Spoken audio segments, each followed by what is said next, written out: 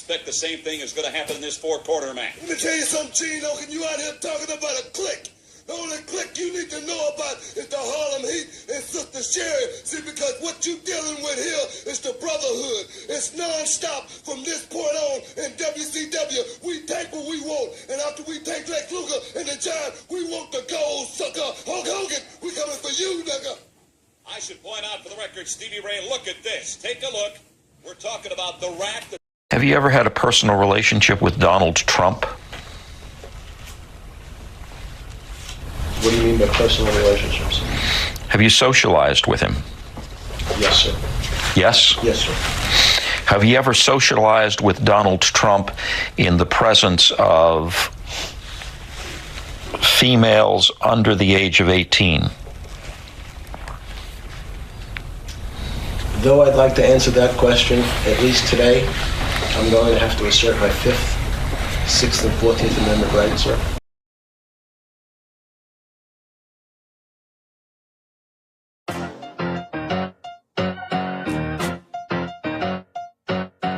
Raw Leaks TV. Surfer. I ain't going to no Diddy party. This bitch gon' get me started. Said he sweet, he got them racks. I'm thinking I'ma rob it. Now I'm at this Diddy party. I'm tryna find my target. Walking through this mansion with my Glock gon' make me kill somebody. She say this party gon' be fun. I said bet it's lit. She send the pin, I got the drum. This is special lit. Got the blueprint to his place, know where the exit is. Time to catch a lick, we bringin' blitz on premises. This a risky party, security on deck. But I'm with Broski T, so any movement she can stretch. We just pulled up to the gate, I told him this is Vaughn. They said who? I said the one that Lil Durk put on. I'm meeting with this John, she said she meet me at the lawn. Then the gates open up, they know it's up, now it's on.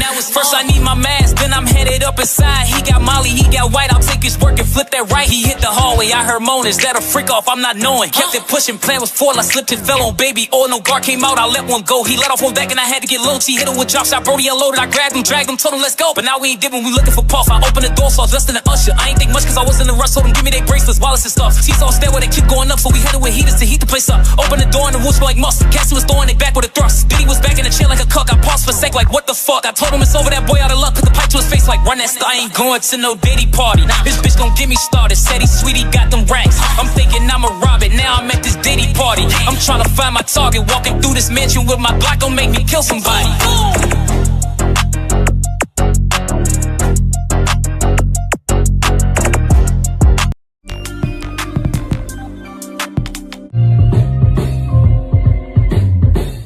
I am tired of running for shade. And aren't you tired of being hustled and played? And aren't we all tired of crying about how hard it is to be black in America, even if it looks like we've got it made? But freedom has its limits, so here we are, tear-streaked and salt-stained faces. Traces of trauma and pain lace our DNA like our black pride is cut and laced with self-hate, and we still think it's dope. Just like the music we're programmed to celebrate. Can you tell me the fate of a people who consciously take the bait and embrace the very traits placed upon them by their captors who by design are inclined to keep them believing they're second rate? I'll wait. What's good? Yes, I got the flower in my hair. Today's my daughter's birthday. She put the flower there, so I'm rocking it. What? It's a beautiful day here in Atlanta. I just wanted to shout out and just spread some love and some good cheer. And, you know, life is out here lifing, right? For me and for everybody else. But just wanted to remind you, as I remind myself, that no matter what's going on, there's always a reason to smile. Like, if you just take a minute to stop and take stock, I guarantee you can find at least one reason to smile. And if for some reason you can't find a reason to smile, then that's probably the best time to be the reason for somebody else to smile. So, find a smile for yourself and be a reason for someone else to smile. That's all I got. Listen to love because it's been a minute.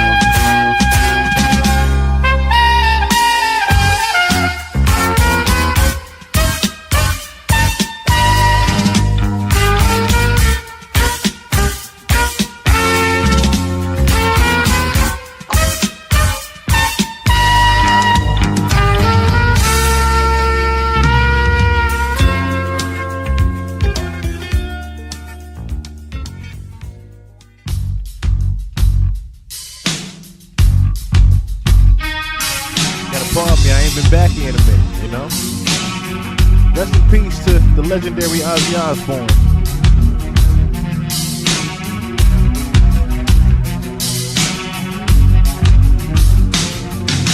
Voices, a thousand voices, whispering. The time has passed for choices. Golden days are passing over. Yeah, I can't seem to see you, baby. Although my eyes are open wide, but I know I'll see you once more. When I see you on the other side. Yes, I'll see you on the other side.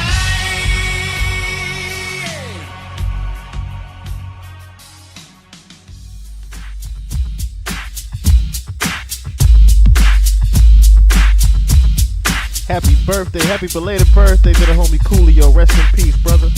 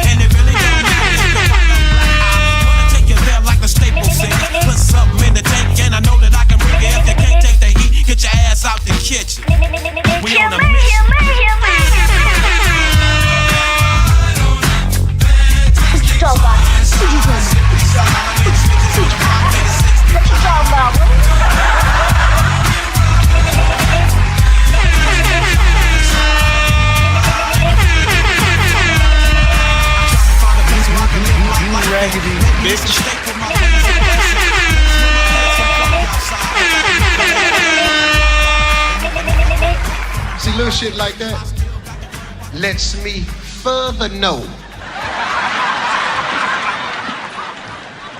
what it is you really do. Let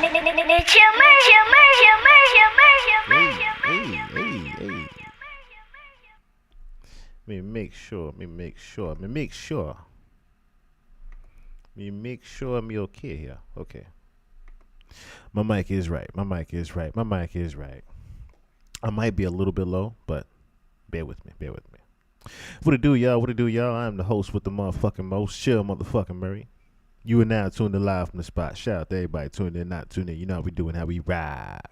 I see I'm not hitting the red levels, so I don't know how loud I am or how low I am, to be honest with you. And that is because I cannot hit the mic right now, because that is the I've been having some mic issues. That's why I wasn't necessarily on. I had to get a new plug. It took a little longer than I expected to get, but I am trying to bear with it. So bear with me as well. And let me know if I ever get too low in here. If I'll ever get too low. Thank you so much for that, Icon Vonnie. Thank you so much for that. What's going on, everybody? Ashley, Monique. Who else up in here? Amin, Fantamos Fanto. Juju Gali. What's going on?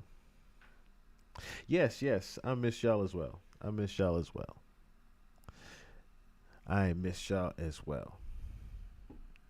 It's been a minute. I know. Alien Earth series, 8 more days. You know what the crazy thing is about that? We're going to get into some of that as well. Will Ray, what's going on? The crazy thing is, right, have y'all noticed how much alien shit they've been putting in front of y'all lately? That's not, by coincidence. That's by design. It's social engineering and programming. It's pretty much social programming for people.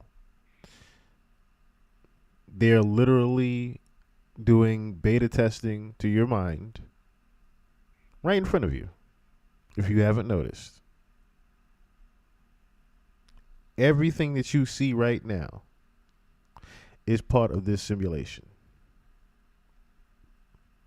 Now, of course, what I mean by that, like I said, if you don't remember the movie Roddy Piper did, They Live, right? For example, where he took the shades off. When he had the shades off, he saw regular human beings, right? And some people. When he put the shades on, he could see the monsters that they were. When he took the shades off, he saw regular billboards and marketing. He put them on, and he would see buy, sell, must buy, must sell. He saw what it really is. Okay? So that's pretty much what is going on now, is that there are a lot of people that are awakened, and there are a lot of people that are still going to be asleep, unfortunately, right? We are now in that awakened era.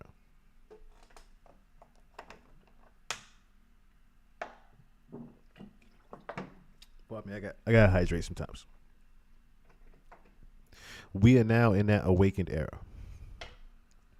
And I'm aware, what's that movie called again? They Live. It's called They Live. If I make it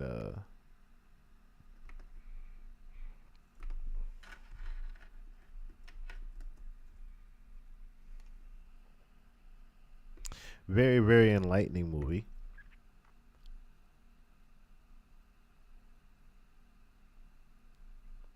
What's the trailer right here? Okay, yeah. Morning, sweat. Taste test, sweat.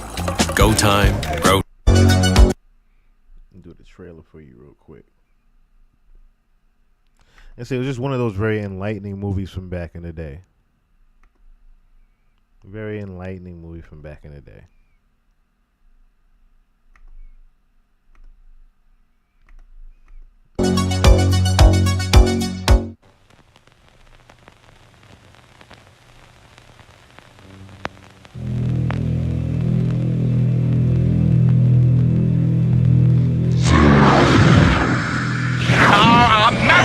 What do these things want, and why are they here? You still don't get it, do you, boy? They have recruited the rich and the powerful. They're running the whole show. Wake up!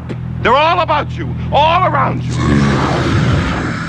Blinded us to the truth. Take a look. They are safe as long as they are not discovered. I don't know what they are or where they came from, but we gotta stop them. Stay away from me. Put these on. They have us. Look at them. They're everywhere. Our owner. We have no other choice. I don't like this one bit. Leave it alone, man. It ain't none of my business. Ain't none of yours. We have been lulled into a trance. Listen to what I'm saying to you. We're in trouble. The whole world's in trouble. Control us! They're sending some kind of signals on TV sets. I've got one that can see. Mama don't like tattletale.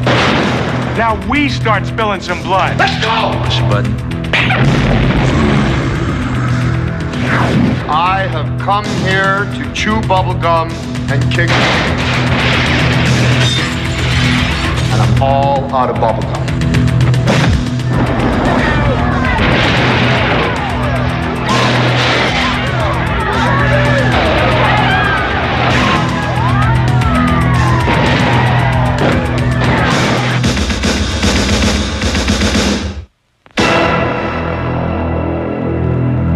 That's how long John Carpenter been around making films. Since I was born. This came out the year I was born.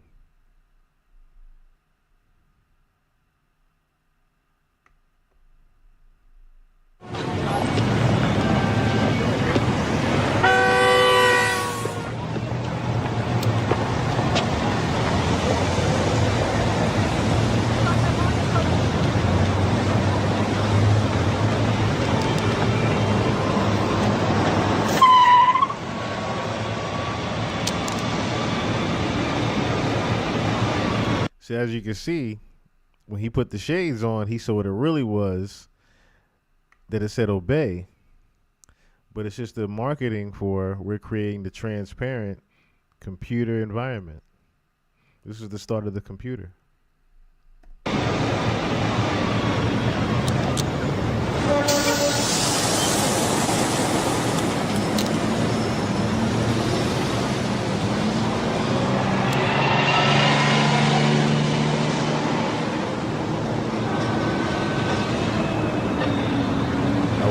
Cell, marry and reproduce.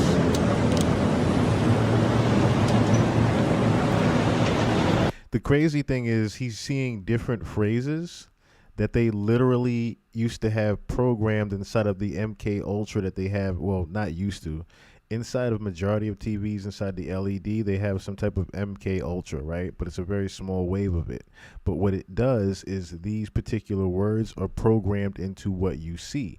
So the different commercials that come on, they're not for just any old reason. Notice how even someone said, I forgot the name of the actor, Matthew McConaughey. He was in one of the food commercials for, I believe, football, and he was even just lightly talking about how we're socially programmed to buy food during these sports events, right? So there's different things inside of the MK Ultra waves, inside of your TVs and different screens that pretty much have these different words that are programmed into your mind. Like he just saw obey, marry and produce. Marry and reproduce. There's buy, there's sell. Like I said, there's different things that you can see that pretty much are just made to be programmed into our minds already.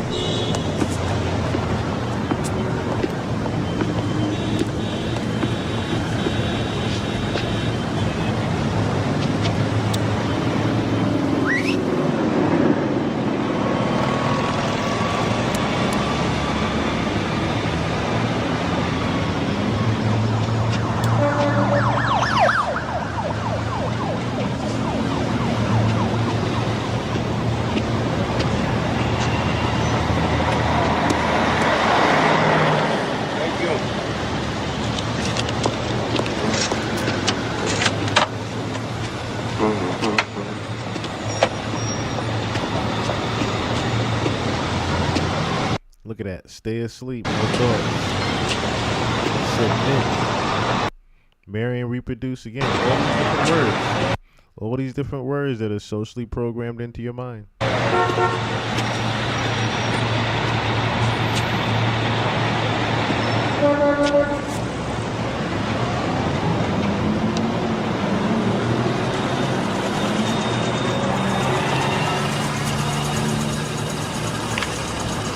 And do not question authority. Watch TV. No imagination.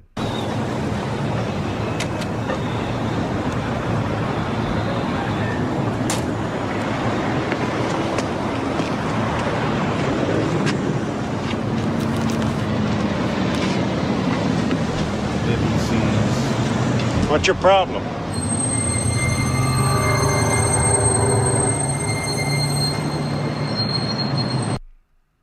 So he sees a regular man when he takes the shades off, but when he put the shades back on, he saw the monster that he actually was, which was actually code for reptilian in this. I said, what's your problem?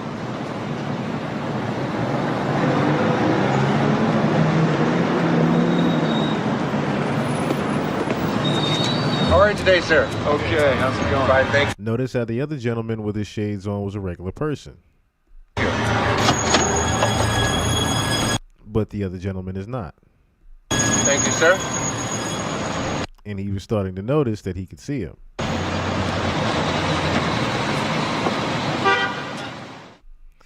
Pretty damn dope movie, though.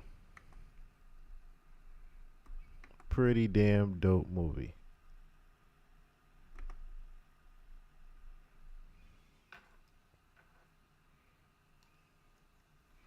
Let me read the chat. It says, it just now caught up.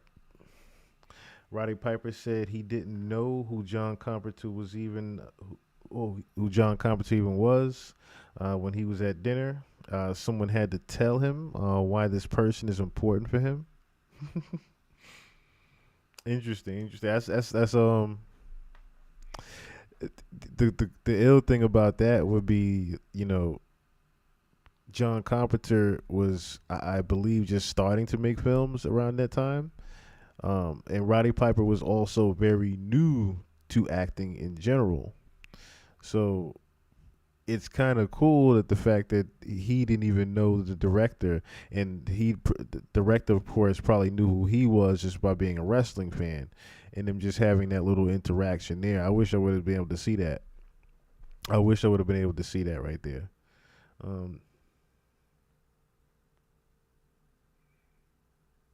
No, I ain't going to my Diddy party stuck in my head.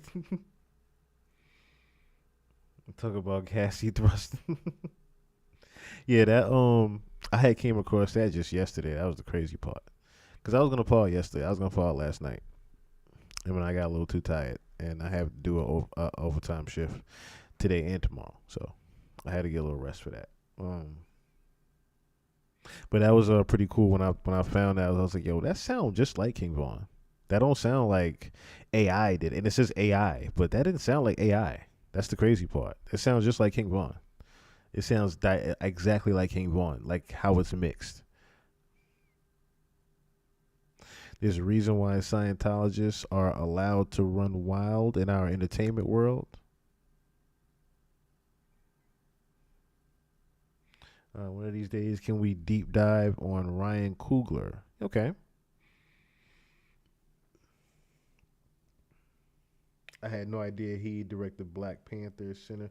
Okay, I see what you're saying. Yeah. I see what you're saying. Yeah, we can definitely look into him. I'll look into some things and see what I find. I'll definitely do that as well. I will definitely do that as well.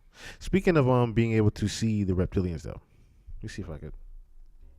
If putting my mic up will adjust things a little bit. Okay, that actually does a little bit better. That sounds a little better too. So speaking of which, right, as you can see here, while I was looking up some things that I had in my archive already, mental archive anyway, and there was we're gonna start here because I feel like it's more necessary to start on this level, especially if you're not new to the chat.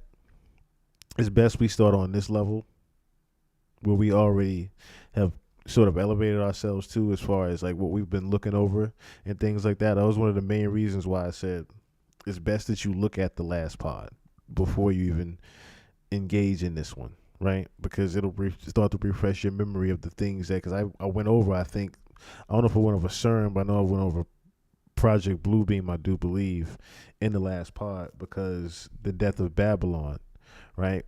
That's pretty much what was being conveyed by Beyonce on the stage. That whole piece that she did on the Jumbotron, people were creeped out about, but it's because they didn't understand it. I understood it fully, and that's why I wanted to present it to everybody as far as what the death of Babylon even was about. It's pretty much saying the death of America. And Then it made me start looking up different things as far as the death of America goes, and how Iran pretty much has been chanting that shit for a decade, damn near, because of Donald Trump. And they do not like what he represents, and they know the same thing that I've come to realize, which is he is the one that is going to bring in the new era of things. And the new era of things is not necessarily a good one for a lot of people. He literally is, I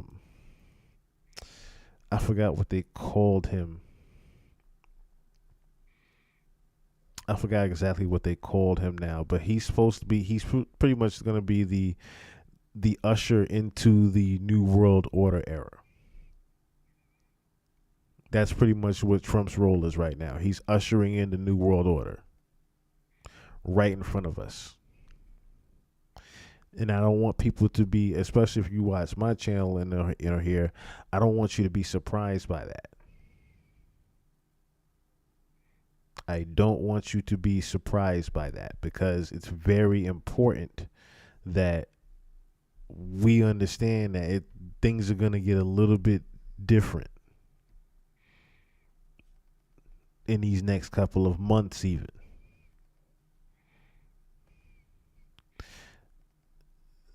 It said in the scriptures of Project Bluebeam that there was the air show in 2025.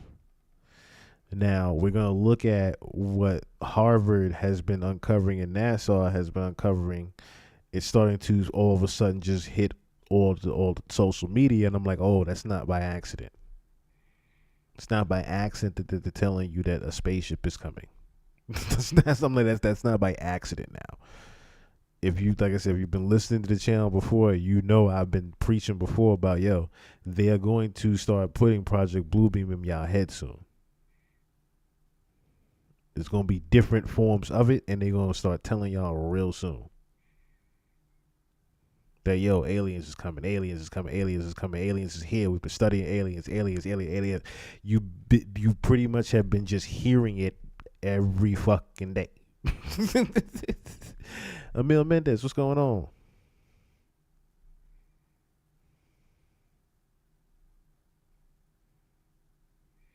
It's been a minute. Forgive me, I've been going through. Hey, we all have been, man. We all have been, man. We all do. We all do. God bless you, though, brother. God bless you, and prayers to you, though, brother. I am a testament to that. I am a living testament to that, what you're talking about, sir. Trust me. So prayers up in the chat for Emil Mendez. Hope all is well, brother. Hope all is well.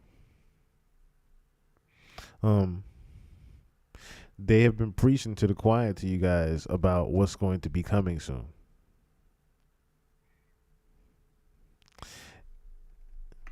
So let's at least start there, because like I said, I stumbled upon these little videos that are very similar to, like I said, what I was referring to, as far as we should be able to notice these little things now that we can see with these people.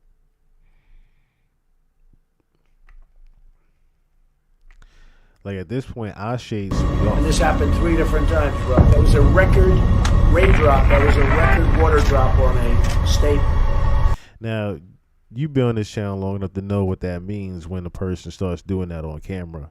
It ain't because the feed fucking up. And it wasn't even close. The reason why it ain't the feed fucking up is because if you notice, the microphone is not glitching. He is. And shortly thereafter, we dealt with the threat of another hurricane and then destructive wildfires along the west coast in California and other.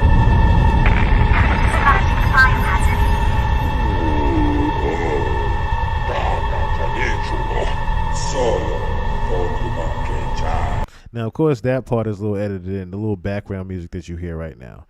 But he's only putting that in because he's trying to let you know that Trump is not human. The simulation that you see in front of you is what they want you to see him as. That's why I showed you again they live, because that's no different than what we have right now.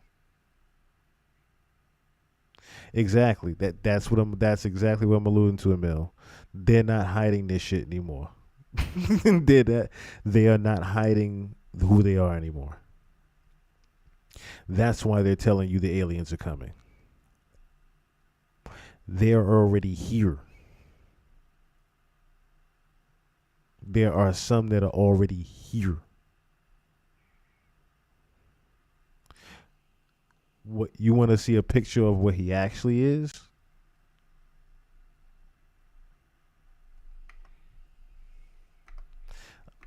And have proof to back that up.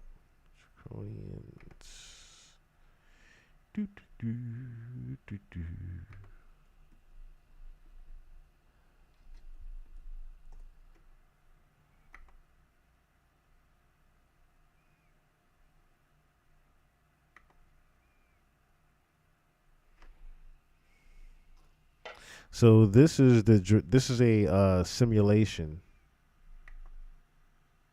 of what a draconian is, and I showed you guys this picture before when we went over Iron Sky and the other side of the moon, where they were harvesting souls. So what you are seeing glitching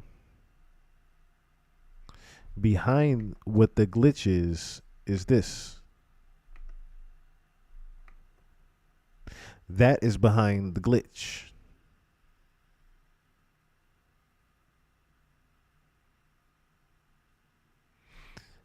That is a draconian.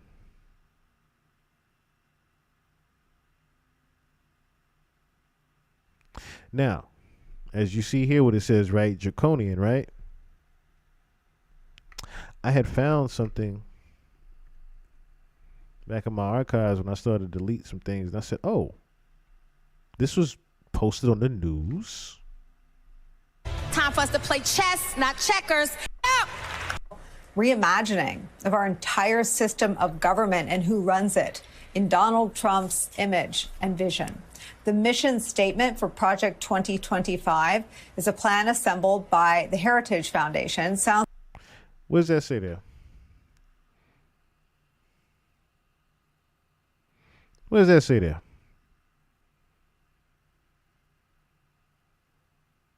That's it.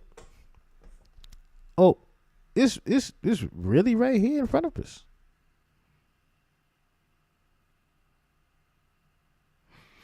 That's not by accident. That's not by accident that's there.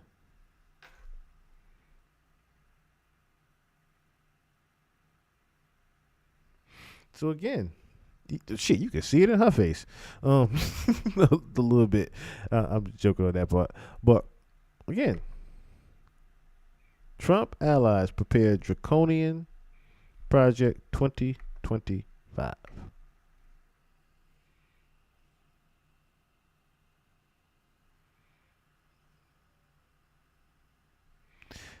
Again, we are living in a simulation. People are literally been doing studies on that recently. That we are in an actual simulation here on Earth. A lot of shit that we got in front of us just ain't real.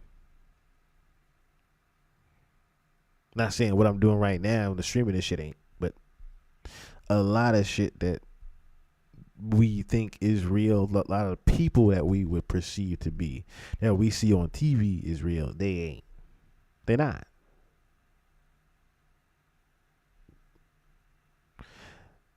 That's the point that I'm trying to get across to y'all tonight. If it's anything that I get across tonight, it's gonna be that. That's why I had to prepare myself and say, I'm going to that length to this evening. We going that length.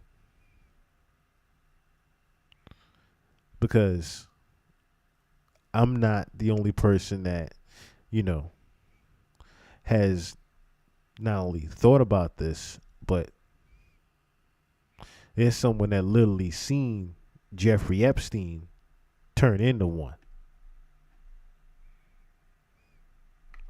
I'm not bullshitting about that part. This is an actual Epstein survivor interview right here, for example, we're going to look at.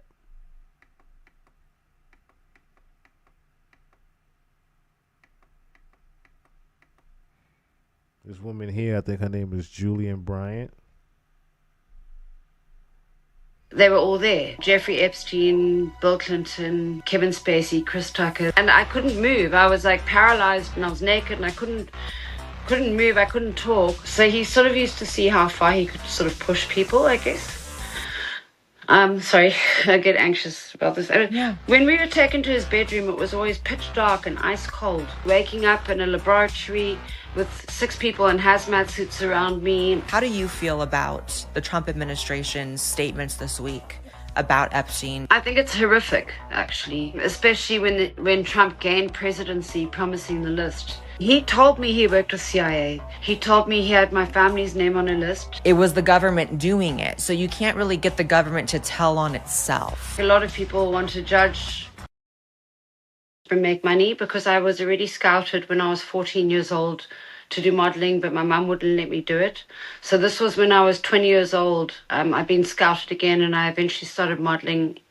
And then just to make money, of course, you know, I really wanted to be a therapist and I wanted to help people. And then one night I was... You did see this Fantanos. This was bugged out. This was bugged out, wasn't it, though? This was pretty bugged out, this interview. Wait till y'all hear the stuff that this lady saw, y'all. Out with a friend of mine and we met a girl called Naja Hill. You know, we didn't know who she was at the time. Of course, she was just a sort of, you know, no one really does. But, you know, apparently now she works for Fox News. But she approached a friend of mine and I and said that her friend Epstein was here, Jeffrey Epstein, and he was with the President of America, the ex-president Bill Clinton. She said he was here with Bill Clinton and Kevin Spacey, and he owned Victoria's Secret with Leslie Wexner. And he said she said it would really help my modeling career to meet them. So, of course, I was like, I wanted to meet them because it seemed like the most legitimate opportunity, you know. It seemed like a dream come true, really. You know, I'd always been hoping that I would, you know, be able to do something with my life, you know. Just with the modeling models always hope for like their lucky break. We went from the restaurant bar to the restaurant where they were having dinner. And they were all there. Jeffrey Epstein, Bill Clinton, Kevin Spacey, Chris Tucker, they were having dinner with a few government officials. I'm sorry about my dogs in the background, but, you know, everyone understands protection dogs. Got to have them, you know. Yes. So the government officials didn't stand up and meet us, but Bill Clinton, Kevin Spacey, Chris Tucker, and Jeffrey Epstein, they all stood up and shook my hand. You know, and I was very, like, starstruck. And I didn't know who Jeffrey Epstein was at the time, obviously. No one did. You know, I just thought, oh, it's some man who sort of runs the world. King of America is what I was told. With the president and all these other people. Even more interesting to that, right? So notice how she paints, same as another model victim, Maria Farmer. They chose models at art galleries. Laundering is more ways than one. So notice how that was also in Blink Twice, right? They met at art galleries. I was very taken back by how much detail I don't know why I'm drawing a blank on her damn name now. Zoe Hendricks. I'm trying to think of the director name now, but give me 1 second. I don't know why I'm drawing a blank now on her name now. Is it Zoe Hendricks?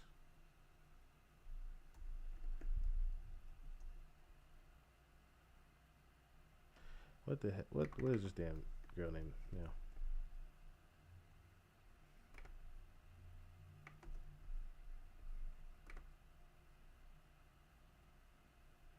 what is this damn girl name now?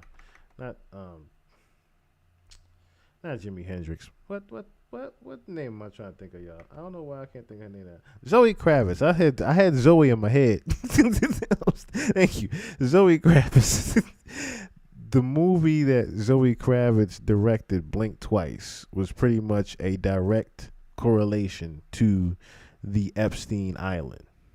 A direct correlation when you hear about the victims and the things that they went through and seen and what happened to them.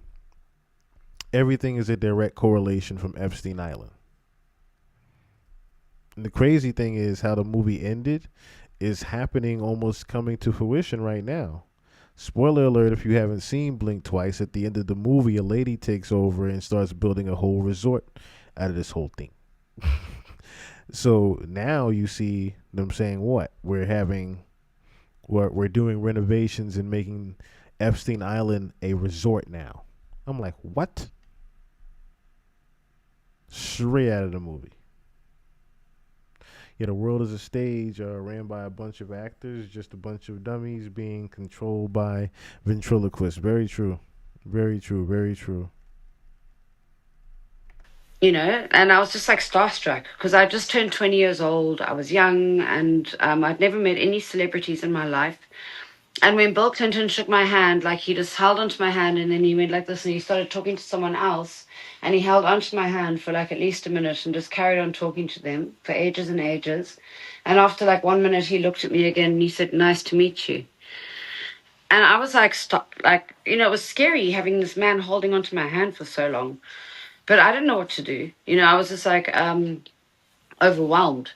And also I really, you know, back in the day, we really trusted in people in positions of power. You know, we didn't know as much as we do now about how dodgy they really are.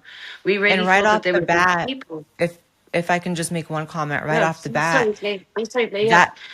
that already, you know, to me, that communicates that he is not at all concerned with your boundaries. You know, to hold on to you as if you have nowhere else to move around the room or anyone else to meet.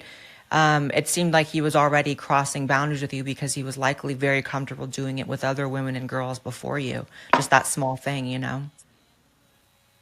Yeah, it was so weird. Like, and now with people saying about clones and everything, I'm almost wondering if it was a clone. Sorry, I'm sorry. Maybe. I'm sorry. Sometimes we just have to laugh to like get over trauma. And if Oh, I I get laugh, it's that. not because I think this is funny. It's because, you know, just because I was sexually molested does not mean I can never laugh again.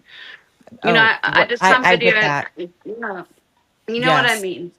And I actually Yes. want to And tap on that. Yes. you deserve to laugh more. You know, you deserve She can't even help it. That's the crazy part. a life of laughter and happiness now after everything. She can't help but the chain smoke right now because of the trauma she had to think about. So sorry, I didn't want to interrupt your story. So Yes. where you were going Yeah, but it's an from there. important thing for all survivors of abuse. Just because people have been abused doesn't mean they're never allowed to be happy or laugh ever again. Right. You know. And so anyway, after we left there, then Naja Hill phoned me the next day and she said Epstein really thought you have a lot of potential for modeling and he'd like to see your modeling book. Will you please bring it to the hotel where they're staying for a modeling casting? But before the modeling casting, they're going to be doing a speech at a university in Cape Town. So I was like, oh my God, yeah, of course, you know. So I got in my car, I had a little city Golf, and I drove there and then I got in they had like buses, but like small mini buses, and I got in the bus with them and went and watched Clinton's speech. And, you know, Kevin Spacey sat in front of me in the hall. It was a very, like, basic hall. It was not the kind of place you'd imagine to see a president giving a speech. It was very basic. And there were a lot of students around. And Kevin Spacey sat there with the handheld device just filming everyone. Like, I was sitting right behind him, so he even probably got my face on the film. He was filming like this around the whole hall of all the students, you know. And I don't know why. At the time, I just thought, okay, he's, you know, doing a bit of research on Africa and they're filming for their speech. But, you know, it is very strange that he was filming everyone, especially considering the allegations that have happened to Kevin Spacey all these years later. You know, 12 And people were... it always seems to be the same names that come up, you know. you are far from the first person to talk about Kevin Spacey in this context, Bill Clinton in this context. You know, there seems to be a very just out there and known client list in many ways, which is why it's so horrible. But keep going. I got on the airplane. He patted the chair next to him like this, and I went and I sat there. And then when the plane took off, he started touching me in between my legs. And I don't want to talk about this because that just freaks me out. It stresses me out a lot and puts me into panic. Because then I knew that they were going to try kill me if I didn't comply. And my name was not on that flight log. My name was on many other flight logs, but they left my name off that flight log. Sorry, can I have a cigarette break? And you ask me any other questions from here. Sorry. Yeah, 100%. You're fine. You're fine. And again, this is why, you know, before we started, I said any topics that you don't want to talk about, I'm down to not talk about them. And, you know, certain details are yours and yours alone. So, I'm happy. I will talk about everything, but it's just like, that specific time in my life. It's like, it was like very, very frightening. You know?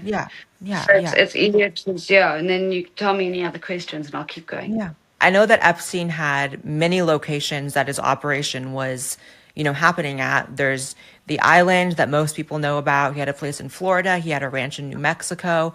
I guess we can start with just the most known location. What was your experience at the actual island?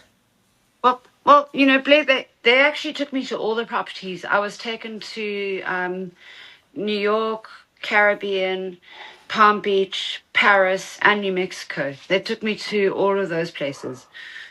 So we can definitely touch on, you know, to speak about each one. The Caribbean, you know, arriving there was very isolated, of course, and, you know, they had our passports and, you know, we couldn't really get away. And the first day when I arrived there, because, you know, when they took me from New York, so we would land on, I don't know exactly which island it was. It was obviously St. Martin's or St. Bart's. I think it was St. Martin's, but I'm not sure. And then a helicopter would take us from there to the island. And, you know, when we were on the island, what would happen is we'd just be called to his bedroom, like in the day. Like, we were never called there in the night, which I think it's, you know, like people think there was like alcohol and drugs. There was nothing like that. Like, you know, even as a smoker of cigarettes, like, you know, I had to smoke far away from everyone. I never saw anyone drinking alcohol on the island ever. I never ever witnessed one person drink alcohol. But we'd be called to his bedroom like 3 times a day. And on the first day, it was just me. And then the next day, like another girl was brought in. And then she started giving him a blowjob in front of me when we were watching a movie. But I just ran away because I got such a fright. So he sort of used to see how far he could sort of push people, I guess. Sorry, I get anxious about this. Yeah. But, you know, when we were taken to his bedroom, it was always pitch dark and ice cold. The temperature in there was ice cold. And it was like pitch dark. And, yeah, and then he used to like force orgasms from, like, that's what he did to me. I don't know what he did to other people. And, you know, his penis was actually very small. Sorry to bring this up, but, you know, it was like the size of a mini lighter. It was very, like, just like frightening, like, you know, it just really messed with my mind, to be honest. You know, like a lot of people want to judge girls who are. That's another thing, right? It sounds like they. Oh, now I think I got the mic back right now. It sounds like they didn't even. It sounds like they don't even remember being drugged. If you notice, they're like, oh, you would think it would be a lot of alcohol and drugs and whatnot, smoking or whatnot. They don't even remember being drugged. That's the wild part.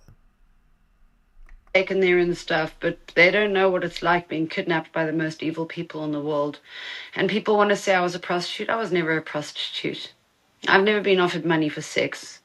I mean, I had someone try to marry me and plonk a 4 million rand, like a $400,000 diamond on my finger, and I told them, no, thanks, I don't want it.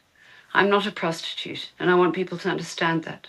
Do you keep in touch with any of the other victims? Because I think what's lost with the Epstein story is You know, we hear a lot from different politicians, whether they're using the topic to, you know, be elected. You know, a lot of them use it in their campaigns, and then they get in and they flip, which has been very disappointing.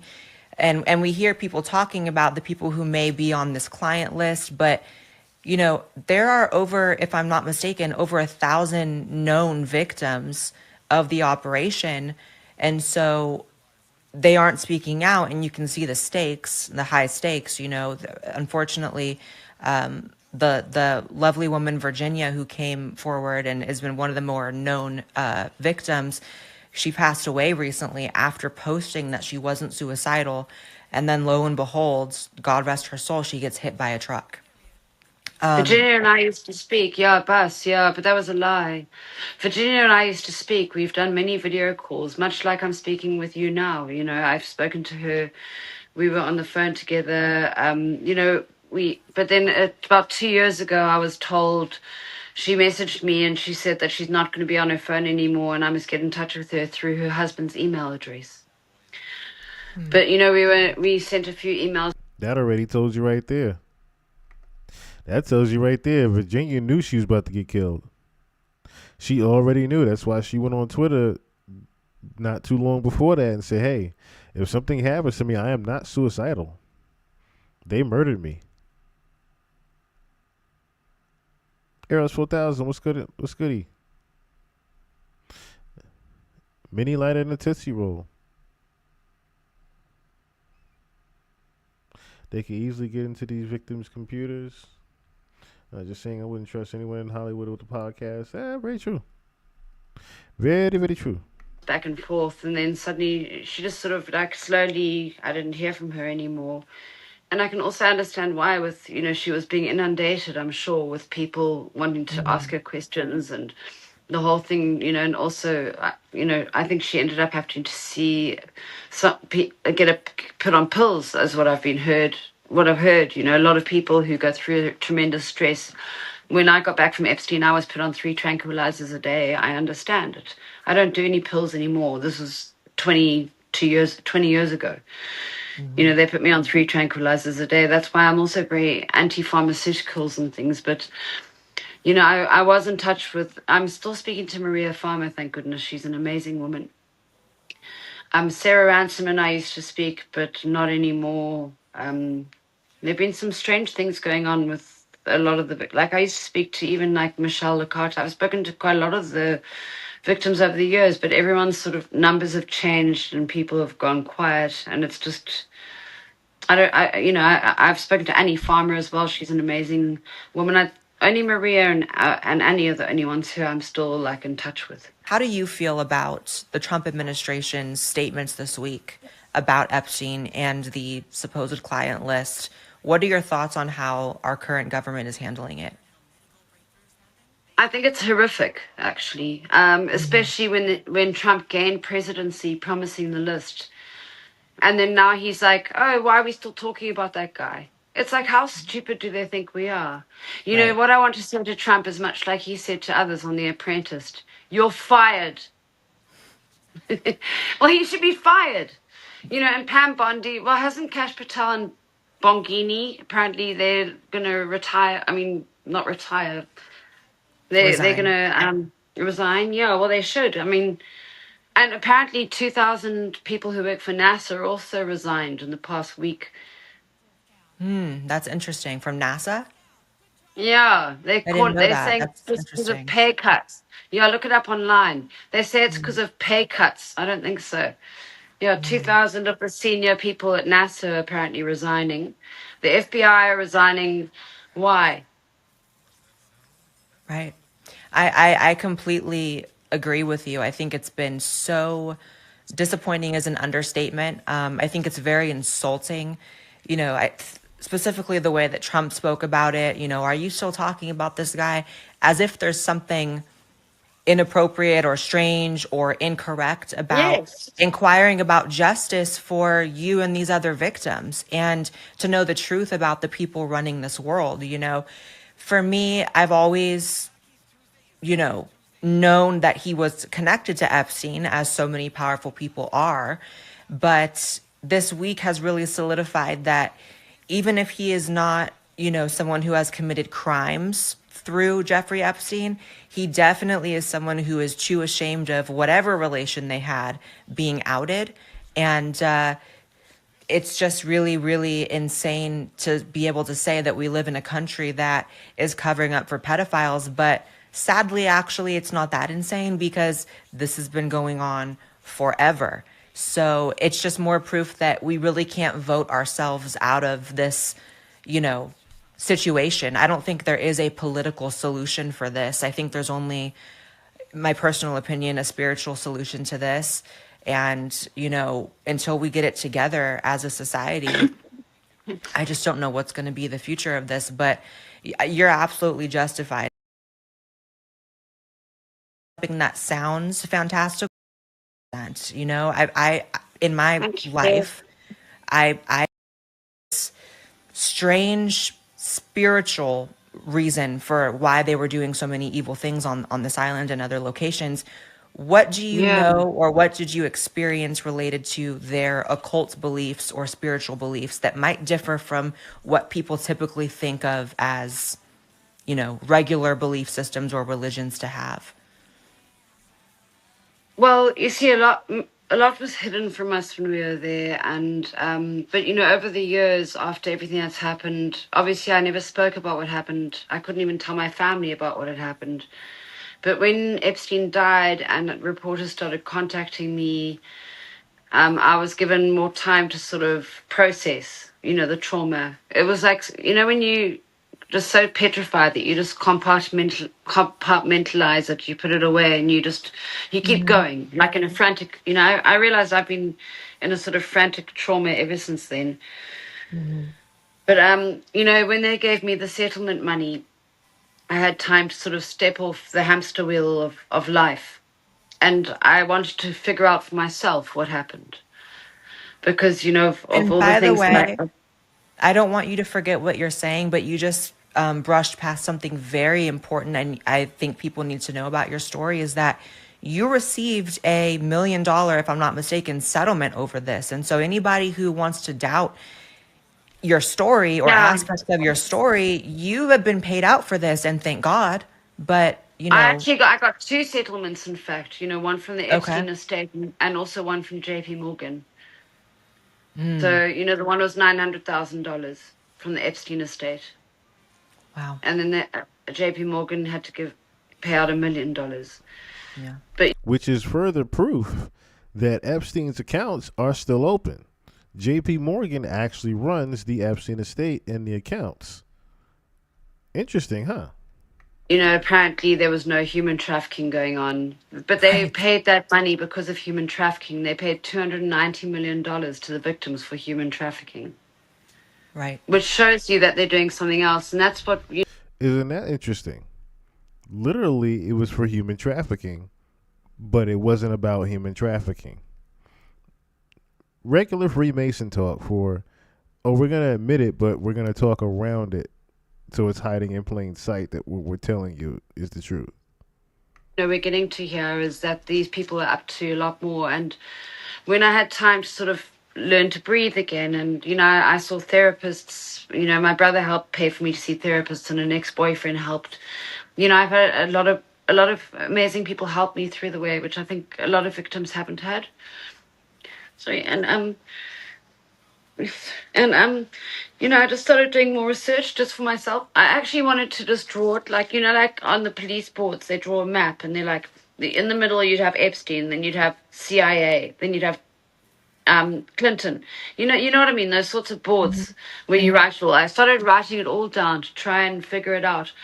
And I realized there was too much to write on just a board. I did it on a piece of paper. And then I realized I had to sort of put it all in a book. So I just started writing and putting stuff together. And so basically I just started gathering information. And the more and more I figured out, the more and more frightening it got. Because, when I came back from there, I didn't know they were taking my eggs or anything like that. But, after being back... your eggs? Well, I think it's very, very likely. Because of everything that happened. And also Epstein gave me like a pelvic exam before I was sent home the one time. I didn't see any girls being... They literally were doing experiments on those women. As you heard, taking her eggs. You see how she even phrased it that way, taking her eggs. Sounds very reptilian, doesn't it? Traffic to other men. The only people I met there were like scientists and Michael Bay, the movie producer who made the movie The Island about cloning. I met Michael Bay there in 2004 in New Mexico. And you know, he denied being there because I did none of the media would ever put my story out there, which is what's obviously happened with a lot of other victims. But an amazing girl from the Daily Beast called Kate Bricklet wrote my story down, and she actually contacted Michael Bay's people, and they said no, he's never met Epstein, he's never been there, but he was there, he's lying. And I know and I can even tell you that when I was taken to LA after all this, and he tried to take me back to his house also. So if he wants to lie further, then I'll expose him further. You know what I mean? And I'm not scared of them anyway. Well, I am a little, as we all are, but I'm like, if we're all scared of them, then when's the truth ever going to come out? Because we've got to realize there's more of us than there are of them. So anyway, going back to The Island, the movie about the cloning, it's got Scarlett Johansson in it. When I watched that movie again, I realized it looks like all the clones are escaping from a place that looks like New Mexico. So I suddenly realized maybe Michael Bay was at Epstein's property doing research. Because when I met Michael Bay and scientists there, I would see them on the tops of the properties. I'd see them there, but I'd never really see them again. I'd meet them like once or twice. Now, that's something we're going to take a look at. That's something we're going to take a look into one day. I didn't just let that slip by. There are clones apparently escaping through New Mexico. Now, there's videos going around about the borders around New Mexico, and there are different tunnels that lead to different countries. There's even a video of two Indians that literally walked from India to New Mexico. And people that stopped them said, well, how'd you get here? And they was like, we walked. And they said, what do you mean we walked from India? Well, yeah, it took us maybe a day or so. But it took you literally just a day to walk from India to here? To what? So, yeah. It's very possible what she's saying, that apparently there are clones escaping from the borders of New Mexico. And then I'd never see the rooms they were staying in or anything. You know, and it made me realize that there's very likely something underneath there. You know, and also because I saw him turn into that thing. It's just, and the UFO that I saw, that was while Michael Bay was staying there in New Mexico when I saw that and had that flashback waking up in a laboratory. And just after after just digging and digging and digging, I realized, you know, if these bastards really do drink blood, if they really do kill children, it would make sense for them to have their own farm of humans. You know, and it's much like shows like Westworld. You know, it's possible. And just one more thing before you, Blair. You know, in 1996, they cloned a sheep, Dolly the sheep, and they made it publicly announced it. And then guess who banned federal use of funds for human cloning? Bill Clinton banned money, federal funds being used for human cloning because everyone was waiting for humans to be cloned. You know, and but you know, and if they were cloning a sheep 30 years ago, God knows what they can do now, basically.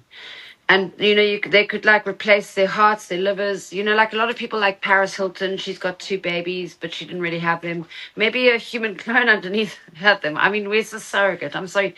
That might be going a bit too far, but you know. No, it's not. It's really not going too far because you're absolutely right.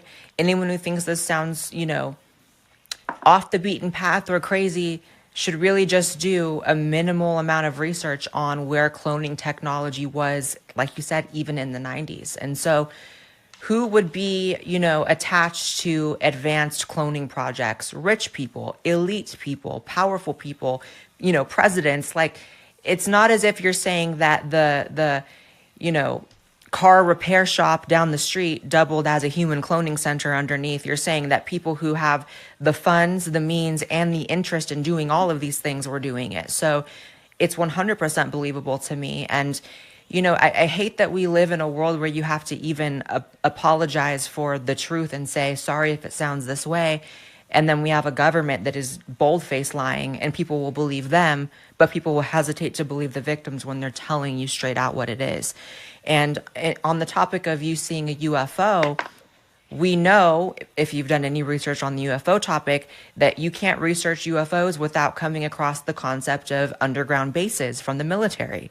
And if you think that's crazy, that just means you haven't researched the topic of underground bases or UFOs. And so I 100%, when you have an operation sealed in the protection of blackmail, it's not just, you have to think, they don't just sit on this blackmail, until something comes up to pull it on somebody. They have now an entire operation where a huge number of secret operations and projects and things can be taking place. Not just sex with children, not just sex with women against their research. I've been lucky enough to be afforded the time to do the research, and unlucky enough to be kidnapped by these assholes. So, I've made it my life mission to catch them. I don't care if I die doing it, as long as I make some difference in the world. But thank you so much. Because, another thing with underground bases is Epstein's ranch is directly between Dulce Base and Roswell. So it's very much in the area where a lot of this stuff goes on. Yes, Dulce Base. If people don't know, Dulce Base is basically just in Roswell. You heard that. Again, if anything, they are getting ready to let people know exactly who they are on the inside for real. Openly known at this point. There's an underground base there where there's advanced technology being tested. And I think that what people who want to be turned off by the phrase UFO, it's not just victims of the Epstein operation here that have had experiences seeing UFOs. There are millions of people across the globe, and this is a thing that goes back throughout history and throughout time. You can look at people in the 1800s, coming forward and saying that they're seeing things in the sky they don't understand. That there's a precedent for this that goes back a long time, and it's all deeply tied to advanced technology, aerospace companies, which is why it's interesting you said that NASA is having a mass resignation thing happening. And all these things go together. The occult in general is deeply tied to the UFO topic. And I don't want to go just fully just talking about only that, but, it's important for people to know. In Zimbabwe, there's a school where 62 children witnessed a UFO in 1994. People must look it up online. Right. And it doesn't have to be an alien from Mars, It could be as simple as there is a portion of society that has access to technology. We don't. We know for sure the military does. What do you think the drones were? That Trump also refuses to disclose despite promising to. It's all really just in your face, and it's up to people to really fight through the kind of emotional response to shut it all down. That's what I've really come to learn about, conspiracy theories in general, is that 99.9% of the time, the only thing stopping you from just understanding the truth and seeing what's really happening in the world is sort of a trauma response that we all have to admitting to ourselves that the lie can be that big. But clearly the lie can be that big and even bigger than anyone thinks. I'm horrified by the Trump administration's response to this. And, at the end of the day, I'm not going to beat myself up too hard about being duped, because between him and Kamala Harris, there was one person promising to release the Epstein files. And in my mind, that alone, logically meant that he wasn't implicated as committing crimes. But now that he's in and he's refusing so hard, it's hard to deny that there is some involvement with him, obviously. And it's just clear as day. And again, that goes back insane. He was an amazing guy, and he said they're doing their due diligence. They're going to be releasing the list. And I just started... They didn't take a statement from someone who was paid out. Trying to find the part where she... wow. And so I see now... She saw what she saw. It's like, are you a Democrat? Are you... Right. Water and seeds. Eggs, it would make sense to call it the butterfly tree. their water and seeds. Mm-hmm. You know, they just control everyone. And, you know, as far as the banks go, I wanted to also say, you know, with JP Morgan, human trafficking, how they paid all that money to the victims. You know, there's a lot of other weird stuff that goes on with JP Morgan. Apparently they had the butterfly trust with Epstein. You know, because I had a blue butterfly on my diary in the year that I was taken there, and I put the butterfly on my diary before I was even taken there. And I've got a painting that I did with a butterfly and a reptile before I even met. It was weird. Then Virginia Giffey used the blue butterfly as her Twitter logo. At the time, X logo now. And Sarah Ransom has a blue butterfly tattooed on her arm. And Sorry, then, that so dog they was started loud. the Butterfly Trust in 2014 or 2013 to pay off victims and accomplices. It was Epstein's trust, started, you know, and then I realized one day that the butterfly is shaped like the human hips. So if they were taking our eggs, it would make sense to call it the Butterfly Trust. Then there's also more weird stuff with JP Morgan, like they had code words of Disney princesses, like Beauty and the Beast and Snow White, and like him and Epstein were having these conversations where they were using Disney princess names. I'm still digging deeper into all that. Well, they I'm love trying Disney. to Funny figure how out. so. They love Yeah, Disney we do, because yeah. Funny how so much. And we're gonna get into the next. The Epstein. Actually, it was another video here where, like I said, she again talks about how she saw Jeffrey Epstein as a reptilian. Let me play that real quick. But the Epstein niece is going to get into the relationship of Walt Disney. Interesting enough. Do.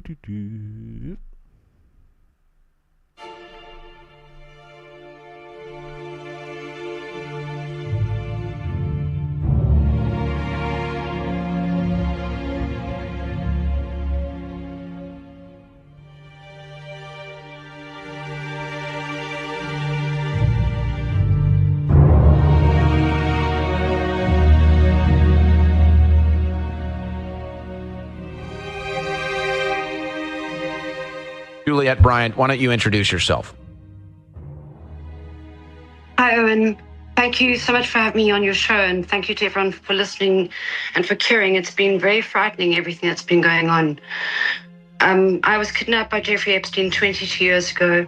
I met him when he was in Africa with Bill Clinton and Kevin Spacey and Chris Tucker. They staged a modeling casting, and I was taken to New York to model, but then quickly kidnapped to the island. It's been very, very frightening. You know, obviously I've been in trauma through most of my life after what happened. As we all know, they're covering a lot up. And, you know, I've just been terribly upset, obviously, as everyone has, because they promised us the Epstein list. You know, Trump gained presidency promising the list. And where is the list? Now they say there is no list. How dare they lie to people like this? It's not right. And it doesn't just affect the victims, it affects the public. This has affected all of us. Real quick. So, do you remember when we looked up the different symbols of what pedophiles look for? And the butterfly was literally one of them. Like, they literally had a butterfly necklace as a symbol of what certain pedophiles look for. And it's like what they're pretty much looking for in their own club. Pretty much. It's like, I should say, there are different clubs associated with different genders. Like, they have the boys club, and then they have the girls club as well. So even like she said, the little code names were different things that these pedophiles and the groups were using pretty much to find these little girls as well. They lie to people like this. It's not right. And it doesn't just affect the victims, it affects the public. This has affected all of us.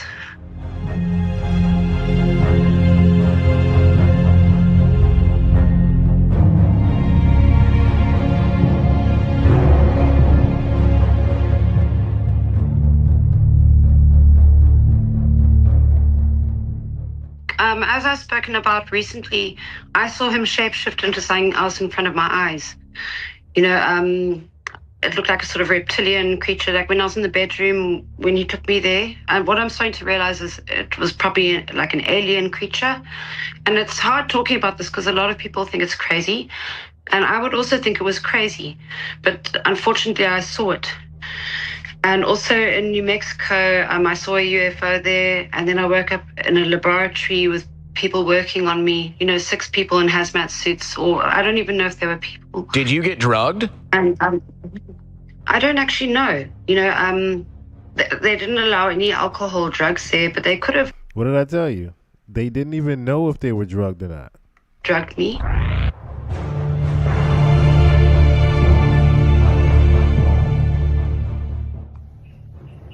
Epstein shapeshifted in front of me. It's very hard to understand if you haven't seen it. But I saw it. I want to be lie detected on this. But I've never seen anyone else turn into anything like that. And it happened. It was like a weird hologram, and it had like big black eyes. If you look back through ancient history, you'll notice there are a lot of dragons. They only used to draw and depict what was real. Which would make sense. They're showing different ancient hieroglyphics, which would make sense in Mendes. A monarch butterfly usually means MK Ultra. Also, there's this article joking about Bush, Clinton, and the Queen all being reptiles.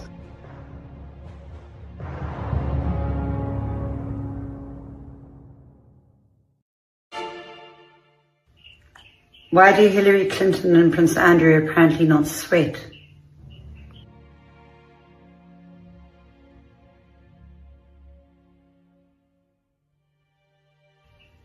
What about Bieber, Adele, and Lady Gaga apparently all shapeshifting?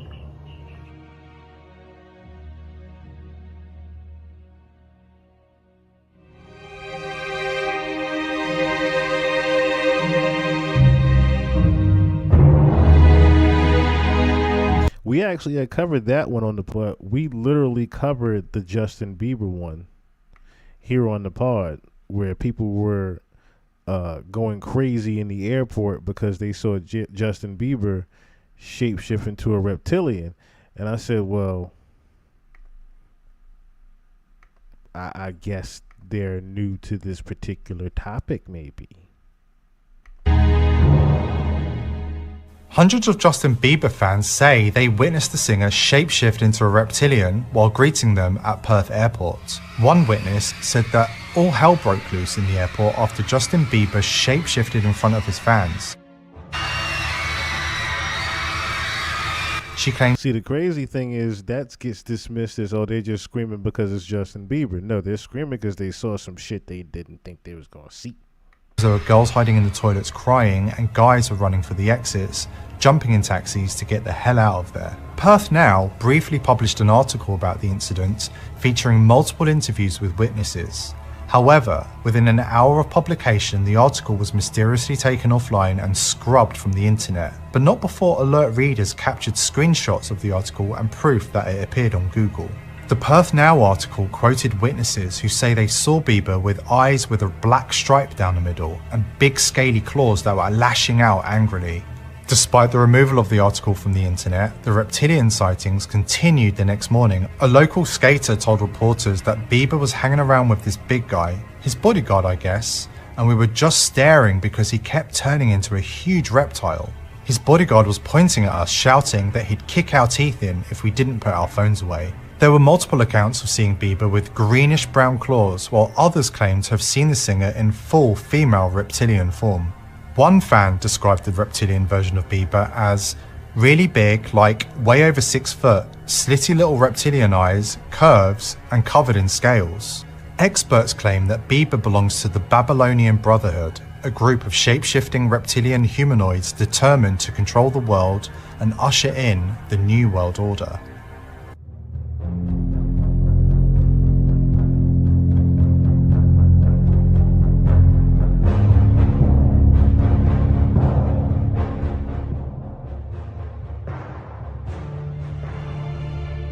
Adele shapeshifted into an 8-foot reptilian backstage at Auckland's Mount Smart Stadium after the final concert of her world tour, according to shocked fans and a reporter from the New Zealand Herald.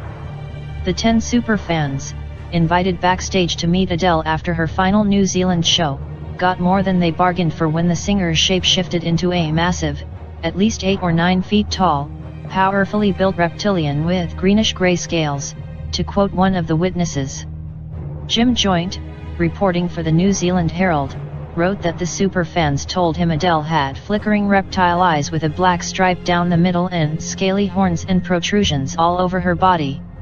She looked shocked, like she wasn't prepared for the change, a witness told the Herald. Adele fan Jessie Warren also told the Herald that Adele said the shape-shifting is crippling her and she can't go on until she learns to stop the reptile inside herself from manifesting itself in public. Adele said she won't be able to perform live or tour again until she learns to control the shape-shifting. Editor's note: the screenshots from the New Zealand Herald newspaper article were sent to us by Jessie Warren, an Adele fan who says she was invited backstage. According to Jess, the NZ Herald deleted the article shortly after publication. Warning readers to hold onto their hats, the New Zealand Herald writer claims that a number of fans who were invited backstage to meet Adele witnessed the British singer shapeshift into a giant lizard and then apologize for scaring them, explaining that she meant no harm and is a good reptilian. The New Zealand Herald has not responded to questions asking why they deleted the article from their website. I painted Epstein as a reptile in 2019, and Maria Farmer, another victim, painted him as a reptile in 2020.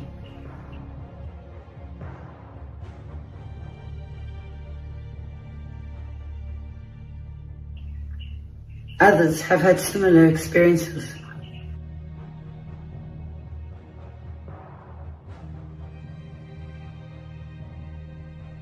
What about The Simpsons prediction? Wasn't The Simpsons man on Epstein's airplane?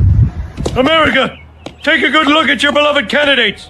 They're nothing but hideous space reptiles.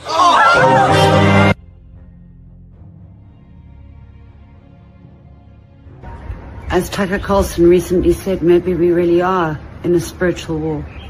That we are being acted on by spiritual forces that we cannot see, that there is a war going on all around us, out of our sight, not perceived by our senses most of the time, between good and evil.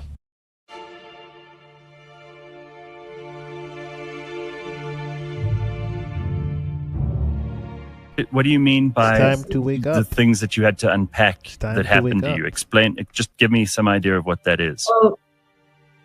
Well, you know, like when I was taken there the first time, I saw him literally turn into something else in front of my eyes. Like he shapeshifted in the bedroom. It was freaky. And, you know, I can understand a lot of people would think, okay, this girl's a bit bonkers or she was on drugs, but I wasn't on drugs and I'm not bonkers. You know, I saw this and I only saw it once. It was, 22 years ago. He suddenly turned into like a sort of dragon alien creature with huge black eyes. And it was and when I was taken in the bedroom with him that this happened, and David Icke speaks about all this stuff. That's actually how I first spoke about it publicly because, I did an interview with Richard Willett from Iconic, and he's a great guy. He's almost like Sherlock Holmes. He's, he does a lot of research, and he asked me the leading questions, about the book I wrote, why is it called The Dragon, the Apple and the Butterfly, and then I had to tell him because I saw Epstein turn into something. It only happened once, but it's such a vivid thing in my mind because it just, it was very frightening. His head just went really big, and then he had these big black eyes, and it was almost like an alien, devil-looking sort of thing with horns, and it just really, I got, that's another reason why I was, of course, petrified. Sure, of course. Listen, I mean, we've got lots of people who are extremely suspicious about the way that he is supposed to have died. Nobody really knows. There are still reports that he may have escaped, he may have got out, he may still be alive. What did you feel when you heard the news that he had died? And what do you think around, all of these suspicious circumstances that have to do with his death? Well, I just couldn't almost believe it when he died because I thought that he sort of ran the world, and I couldn't believe that, it was just quite a shock. And also with regards to seeing the shape-shifting, I just wanted to bring up also that, Kathy O'Brien has spoken about this, because she was a MK Ultra sex slave apparently within the Bush administration, and also Jeanette Archer is another person who's spoken about shape-shifting. Yeah. Also, how The Simpsons predicts things. The Simpsons also, there's one where they go and they pull the mask off the president's heads and they're suddenly reptiles. There's a lot of weird stuff around all of that. Yeah. But sorry, what was the other question? No, so sorry, his I jumped death. there. I mean, did you find all of that suspicious? Yeah, well, it was just, it was just very, just what was going on. It was just very weird, and also in New Mexico, I saw like a UFO in the sky there. And that's when Michael Bay was there at the same time. And then I also have a memory where I woke up in a lab, was paralyzed on a table, naked, with people, 6 people in hazmat suits standing around me and a doctor sort of. And then she said, don't worry, everything's okay. And I was out again. And I've never had anesthetic as far as I know, so I don't really know how that works. But, a friend of mine said that with anesthetic, you can have weird sort of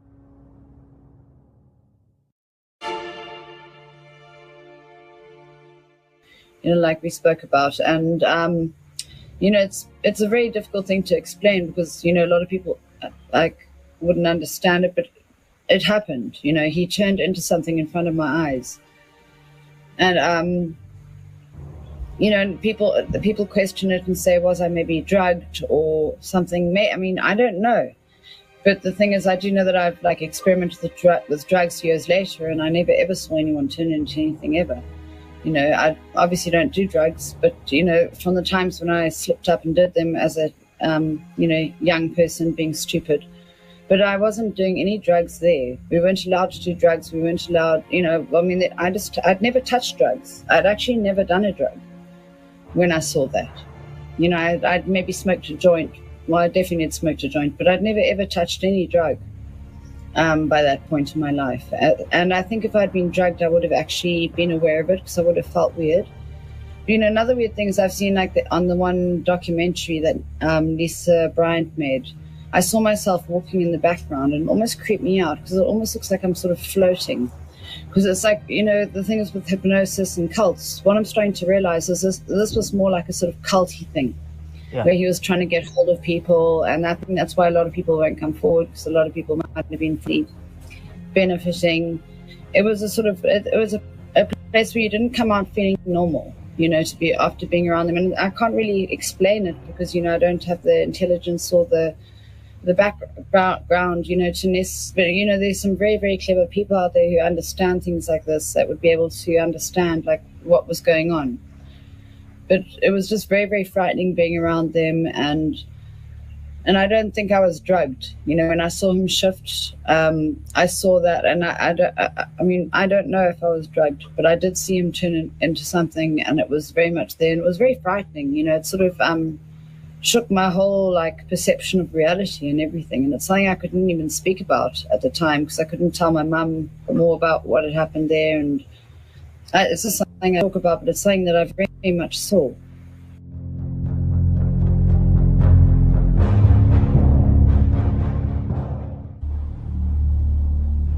Why did you choose the title Epstein, the Dragon, the Apple, and the Butterfly? There's obviously the butterfly comes back here as well to the blue butterfly. You were talking about you've got MK Ultra kind of connotations to the butterfly with the monarch butterfly. So why did you choose that title? It's a lovely title. Because when I was taken to the island, I saw Epstein shift in front of my eyes. It was very, very frightening, and it's just something that I had to explain to myself because I saw him turn into something. And if someone else told me this, I wouldn't believe it, but unfortunately it happened to me. So I had to look into it and try to find reasons for it to explain it. Only thing that's only because it's on my mind right now, I have to get it off. I'm thinking Monarch, the movie Godzilla, Project Monarch, big ass reptile. I'm just thinking about shit like that. It's not an easy thing to talk about because I can understand that a lot of people wouldn't understand it if they haven't seen it. Do you mind if I just have a puff of a cigarette? Sorry. Yeah. And then we keep going once. Yeah, sure. Do another 5 minutes on top of it. You think about it, Godzilla is literally a giant draconian reptile on the screen. Anyway, so that's fine. Okay, let's do it. So was this a theory that you were familiar with before? Was this the first time you heard it? So there's no suggestion in here. This is something you weren't aware of. No, I wasn't aware of anything like that. A few years later, my mum started actually researching David Icke, and my mum knew about the whole reptilian theory, and so then I sort of clicked what I'd seen. Because the thing is, it wasn't actually like reptilian; it was more like an alien, like dragon. And that's when I looked into the draconians, the Draco law. You know, also the Order of the Dragon, the royal family are all apparently part of the Order of the Dragon. Also their descendant Vlad the Drac used to drink blood, Vlad the Impaler. You know, so I looked into a lot of history, and it sort of, it explained. But I saw him shift into something. It only happened once. But I've never seen anyone else turn into anything like that. And it happened. It was like a weird hologram, and it had like big black eyes. And So it happened. Big black eyes, and it wasn't quite reptilian, but it was esque. Yeah, it was like reptilian, draconian, alien sort of thing. It was like, it wasn't like the usual reptilian pictures that they draw of people where but I saw it, and it was like, and I was, when I looked at him and saw him as that, I decided to look away and look back at him. And when I looked back, it was him again.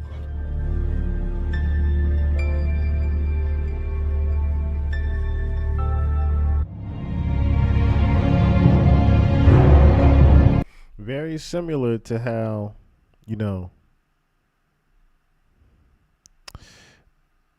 so let me just show you what I'm talking about. So look at this, right? So you see the Draconians, right? Let me just bring this up. I said this is the Draconians, right? This is pretty much what she saw, right? It just made me think about it. I was like, hold up. Because it's fresh in my mind now. I'm like, when you look at Godzilla, right?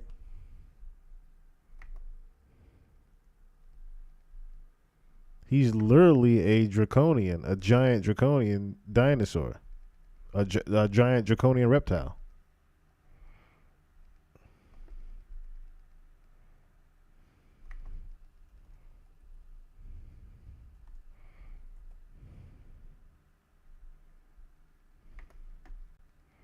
Better shot of him. It's literally him. Remember, she said a giant dragon version. That's what Godzilla is. And I'm thinking about his name, Godzilla. Like King of the Monsters, nothing bigger in the box office but him. He comes out, he's the biggest shit moving. It's crazy because I love Godzilla too. I can't really boycott Godzilla. But yeah. It just made me think of it. I'm like, a giant draconian. Like, damn it, Godzilla. The mockery of God is literally.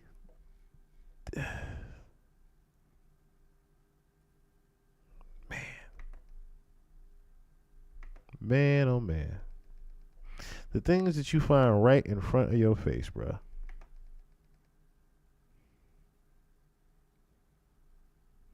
The things you find right in front of your fucking face sometimes, man. And then when Emil Mendez said it, Monarch Butterfly, and they was talking about Monarch Butterfly, I'm like, wait, Project Monarch literally is in the movie Godzilla, Project Monarch. But before I get too far off on a tangent, we'll stay the course. So who remembers when this came out a decade ago?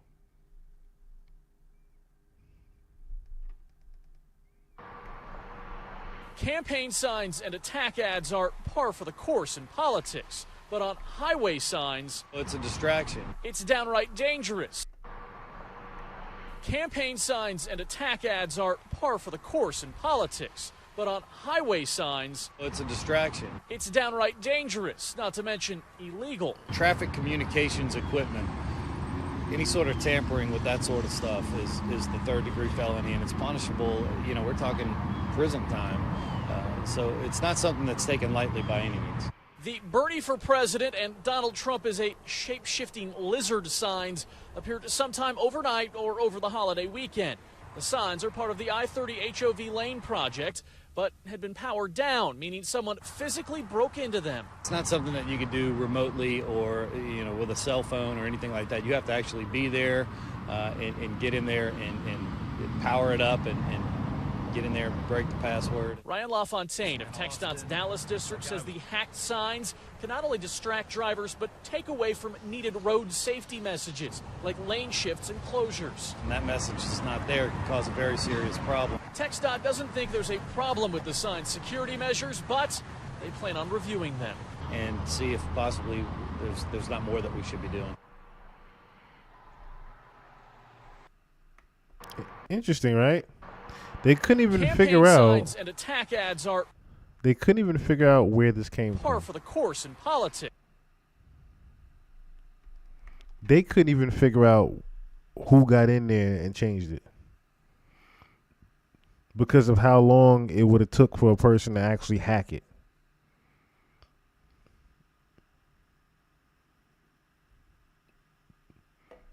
Interesting, right? That just shows up. Of all the things it could have said, it could have said Beavis and Butthead rule the world. It pops up Donald Trump as a shape-shifting lizard. Isn't that something?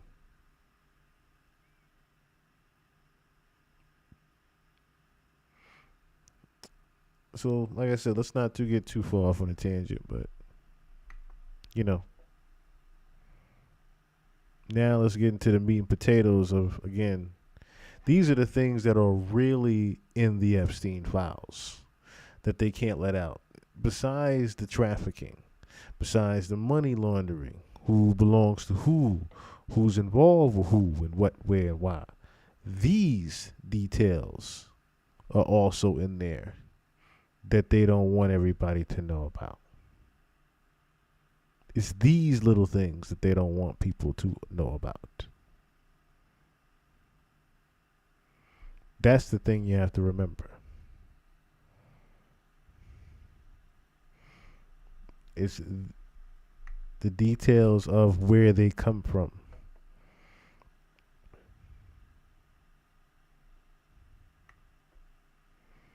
Those things. All right.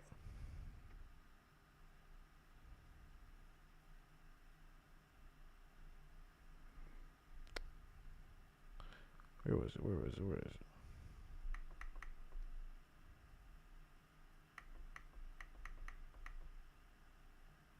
I know I got it.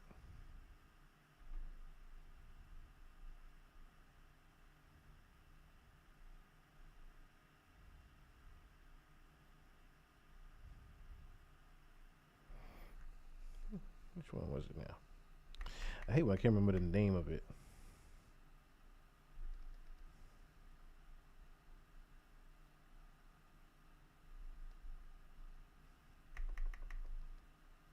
Ah, here it is. No, this one. Okay.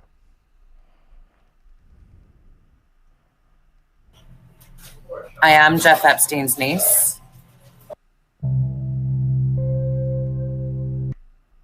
Let's get into the meat and potatoes of it.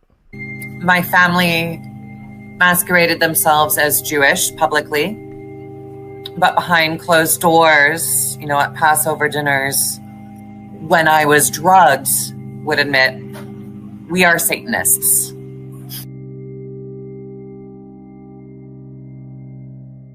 So, I am here with Anya Wick, Epstein's niece, and I've been watching Anya on TikTok. The link for her TikTok is in the description box, so please support Anya's work.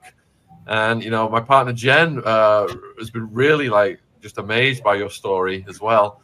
Harrowing, a lot of it. You know, there's components in there, for example, Bohemian Grove and other extreme things that I'm sure will fascinate the viewers. But before we get to all that stuff, you know, viewers, disclaimer, harrowing content warning. And because of restrictions on my channel, Anya, I've got to make sure you give us permission to publish this video and you waive your anonymity. Of course. Okay. So before we get then to what you've been through, do you want to just set the table a bit and let the viewers know what it was like for you growing up?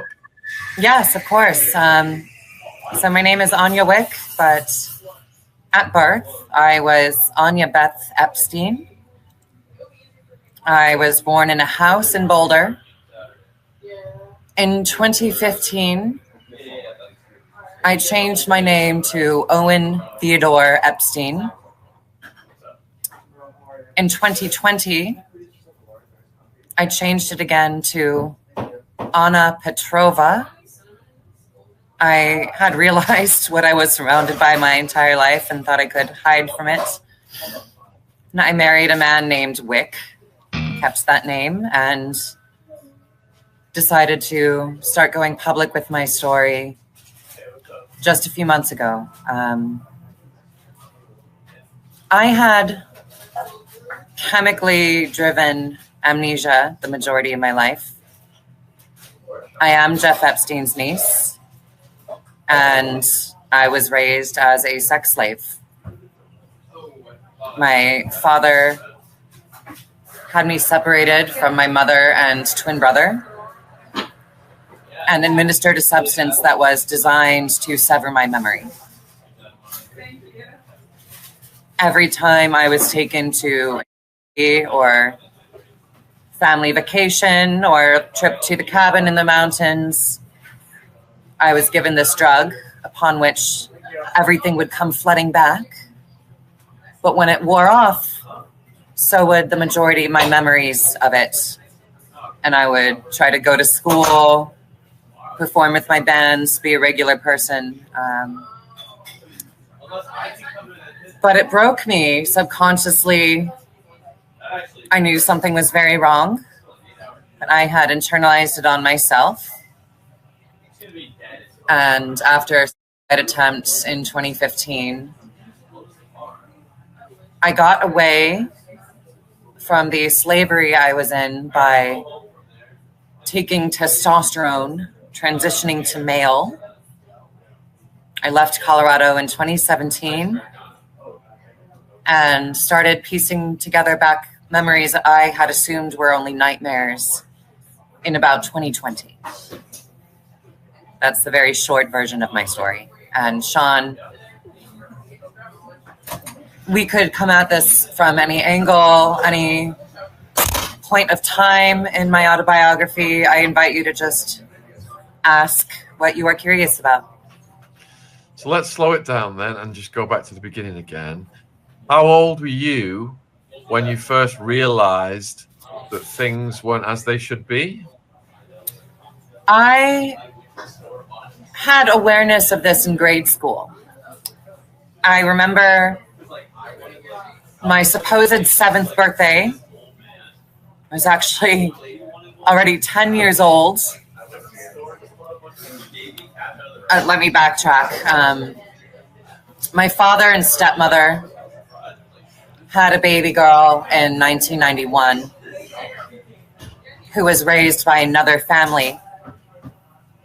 In 1998, they assigned me her birth date on my birth certificate, which they waited 10 years to file, claiming my stepmother was my biological mother, and finally put me in school in the gifted program, telling me I was tall.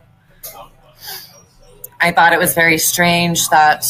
Talking about growing up confused, all the different things that you're told, and finding out it's a lot. I can relate to that. Just growing up with all that different confusion and things like that. My mother was so callous with me. I knew it wasn't normal that I wouldn't let her touch me on the shoulder. And I felt worlds away from my peers. I remember in the 1st grade sitting there journaling, I don't feel 7. I feel much older. I feel at once like there's something I'm missing that the rest of my classmates all understand, and that I've lived a lot more than them. I remember being on the schoolyard talking with my few friends about what would it be like if you were tortured and didn't know it? And they're like, what are you talking about? I got in trouble with my friend's mother for drawing stick figure at a slumber party. Of course, it shouldn't be the child's fault if they've had exposure to anything like that, but I took the blame instead of my parents.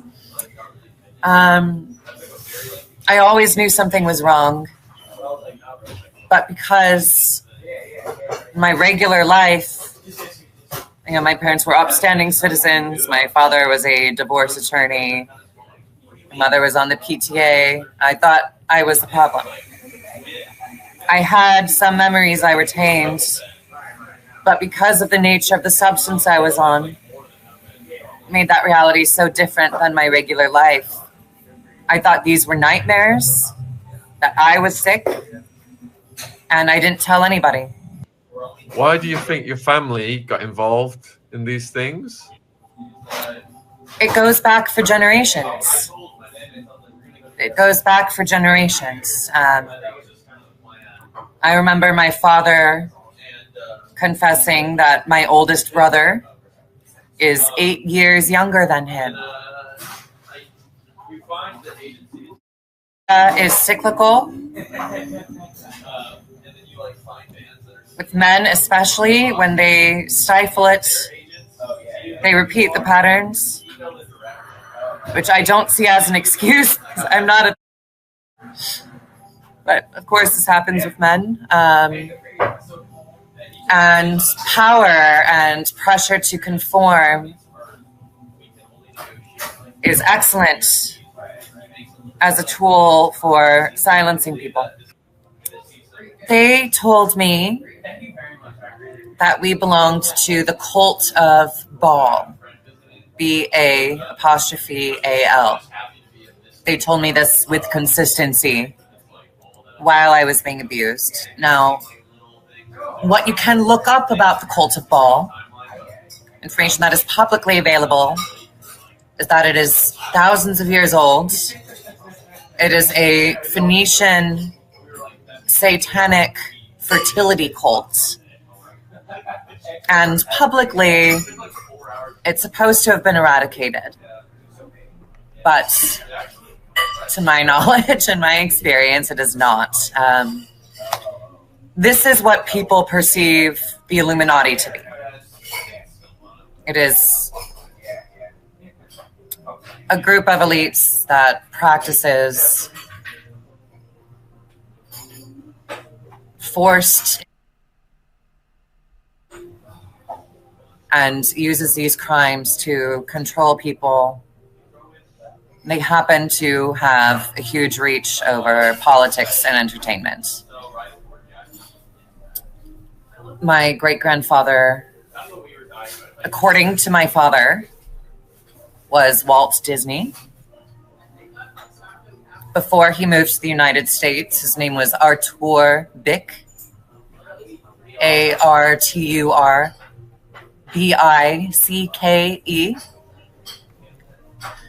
And his twin sister, who he had children with, who I am descended from, was named Minnie. That's where we get Mickey and Minnie Mouse. It's very cute, right? Except for when you consider the abuse that I suspect is still happening to children who go into the entertainment industry, children who are born into it. My father was abused by his parents, and I was raised going to these giant where I would meet other children who were put on television.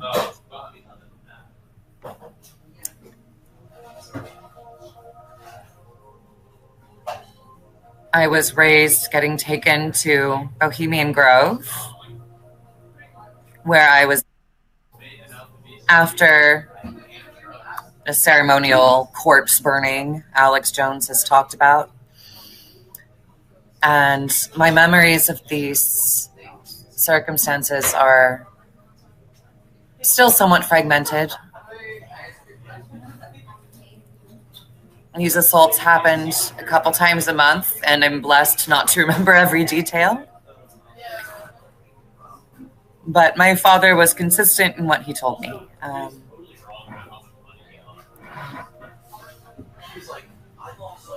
It's hard for me to talk about. I want to just answer your questions honestly,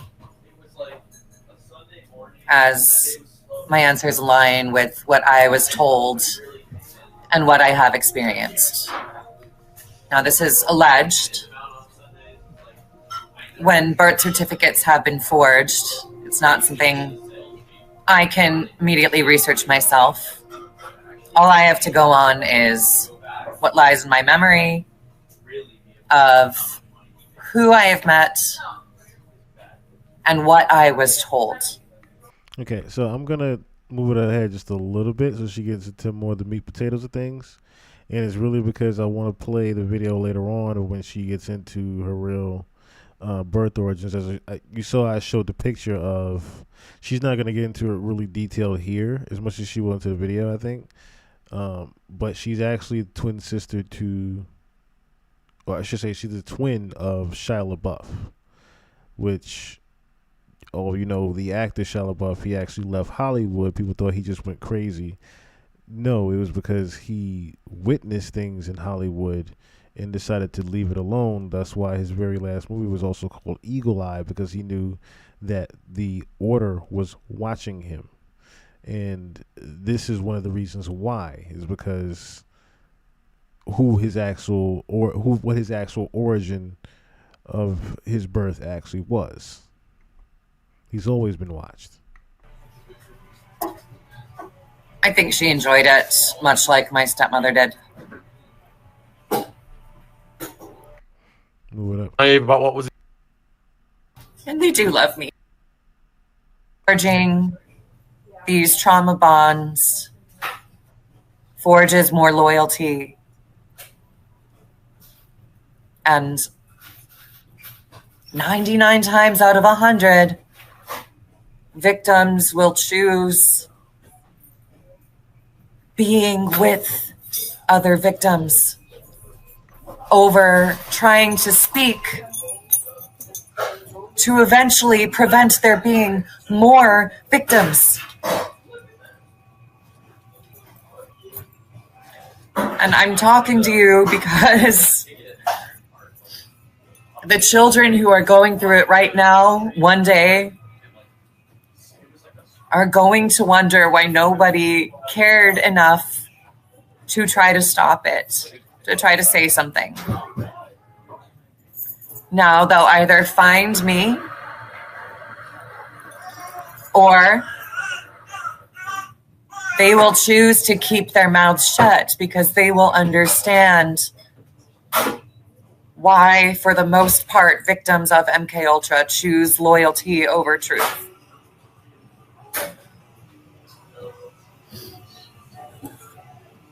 That's why. Anya, what? And it allows them to maintain media control. The first thing you see when you walk into Steve and Kari's house is a giant poster of Vladimir Lenin.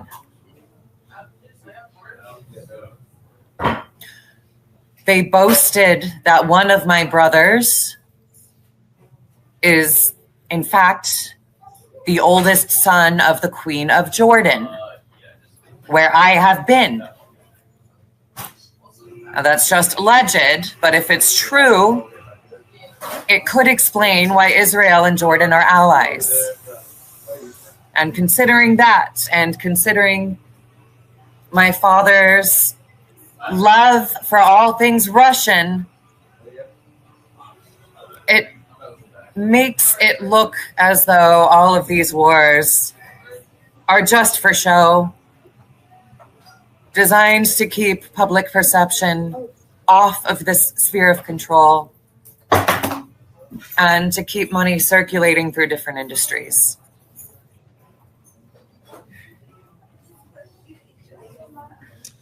So, Anya, why did you decide to start speaking out, and what challenges have you faced? I decided to start speaking out because I don't want any children in my family to have to continue growing up. I think I skipped too far ahead, but this is what I was trying to get to the part where she spoke more in detail about what's going on there. If I can find it. People, the public, speculate on. And if you bring them up, I'm happy to talk about them. But Yeah. So I think I think And- the viewers would be very curious then about Jeffrey, and Yeah. what's your view on his role in the apparatus? My understanding is that I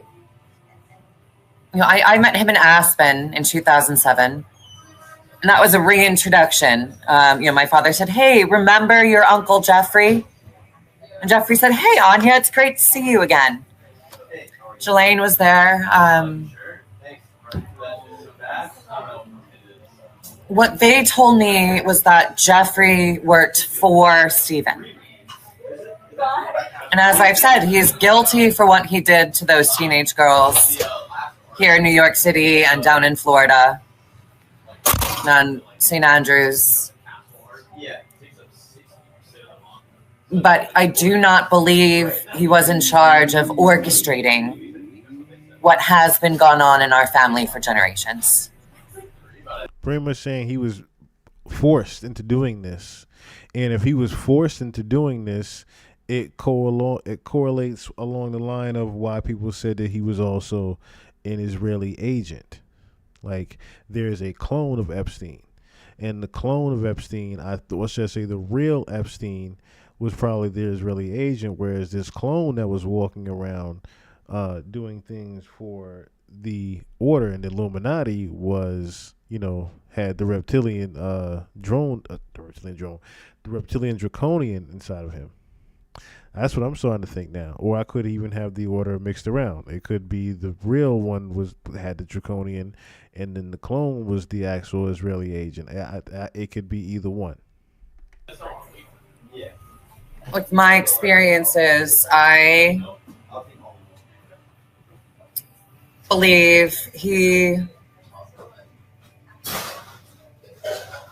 wanted to talk more about the other parties involved. And I know he didn't kill himself. I'm not sure whether they let him go and get plastic surgery and flee the country, or if they did kill him. But I do believe he was a pawn, and that his story blew up in the media to keep people from looking beyond him. If Jeffrey was the one villain in charge of it, then, he's dead, it's all over, everything's good now. And that leaves my father free to continue 3-year-olds and running Viacom from behind a veil while his paralegal runs his divorce practice, as he bragged about to me growing up. So you're saying that Jeffrey wasn't involved in the full-on occult practices. He was just part of a machine, and then they just used him to make an example out of? He was involved in the full-on occult practices, but not necessarily of his own volition. I have memories of men being forced to assault me when they didn't want to.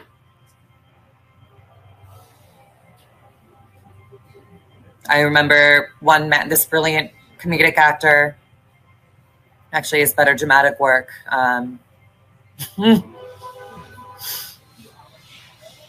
My father's screaming at him, telling him to penetrate me, and he makes one thrust and backs away, and my father gets outraged and says, "You're going to come. You're going to come." And this poor man is crying throughout it. And I'm barely conscious. Jeffrey may have been involved in the full-on occult practices. Again, viewer discretion is advised on this one. Viewer discretion is advised if this one is bothering you to even hear. That her own father was forcing another man to rape her. But he's not one of the hardcore have this sickness where they are actually attracted to small children. Yeah, Lady C mentioned that as well about a hebephile or something versus. So, in terms of Maxwell, then, who do you think? What do you think her role was? I think she enjoyed it, much like my stepmother did. I think she is as guilty of as Jeffrey was. But I didn't know her very well. I don't even remember a conversation with her. I remember seeing her. I think she got off on the power of it. I think with men who engage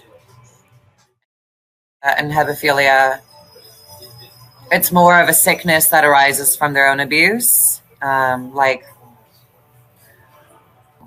grandfather, my alleged grandfather,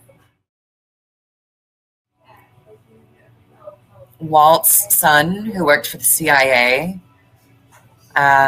allegedly faked his death to remove himself from my mother because he was so sickened by what he could not control doing to her. I contrast that with my stepmother, who delighted in abusing me and laughed at me when I was incapacitated by the drug they had me on and made fun of me drooling on myself, being unable to speak. I think with her and with Ghislaine,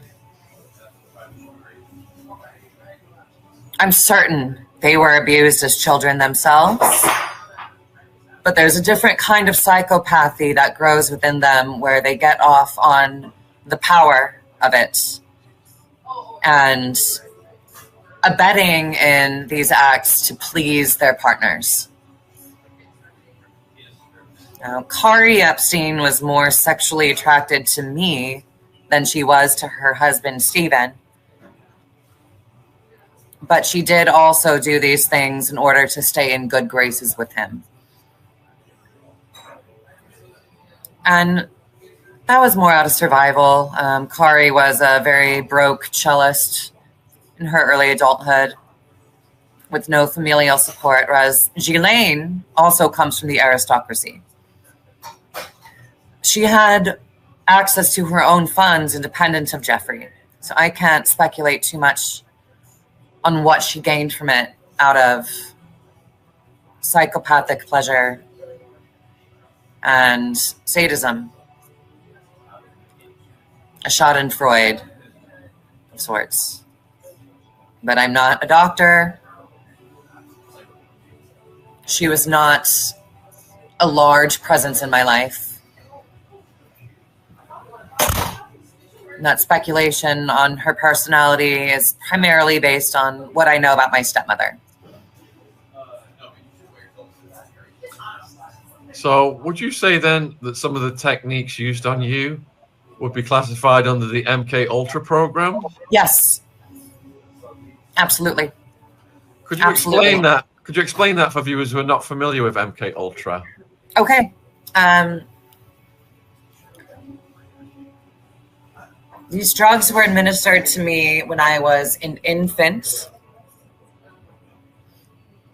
Macro doses were given every single time I was assaulted.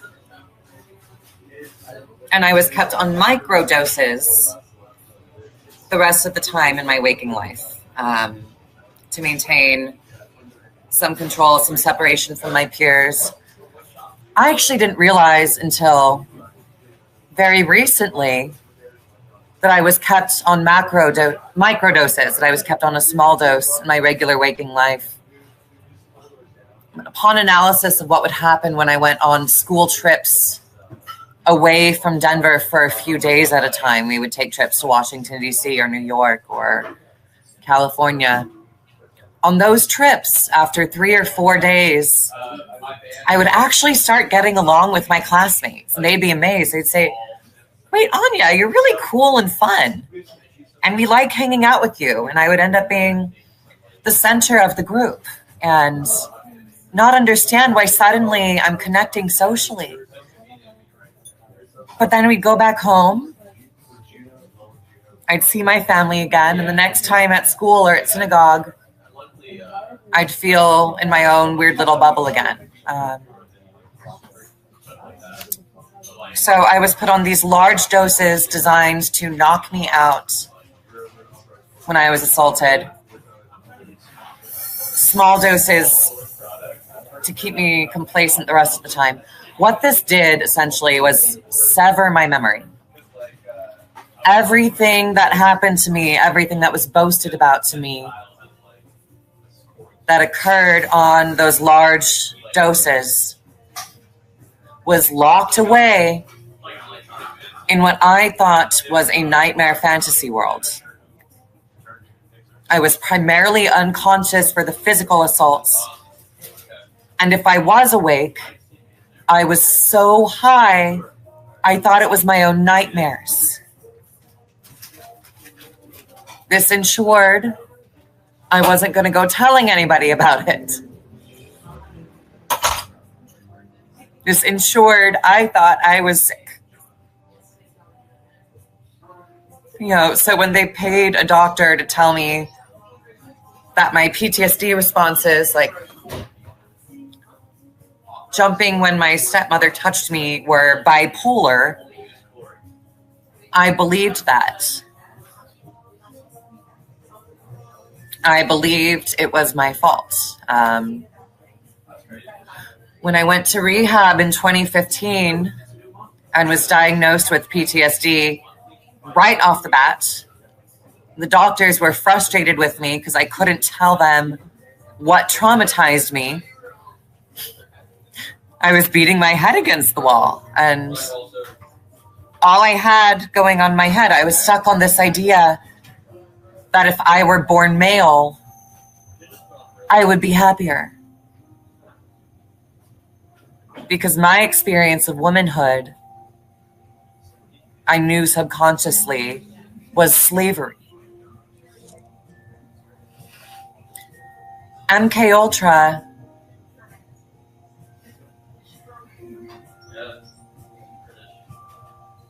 is the practice of creating slaves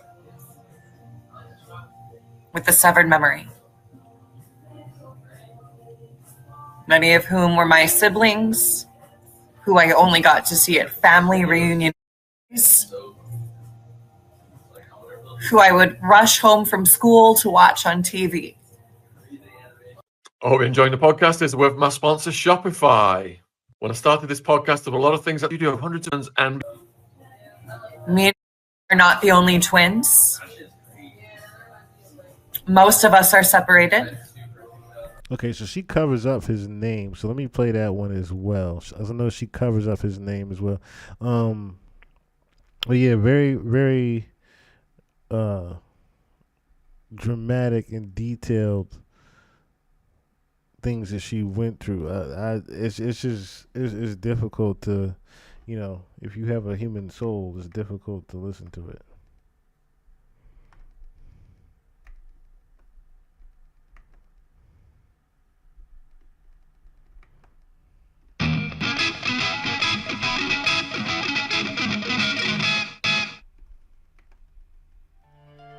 Back.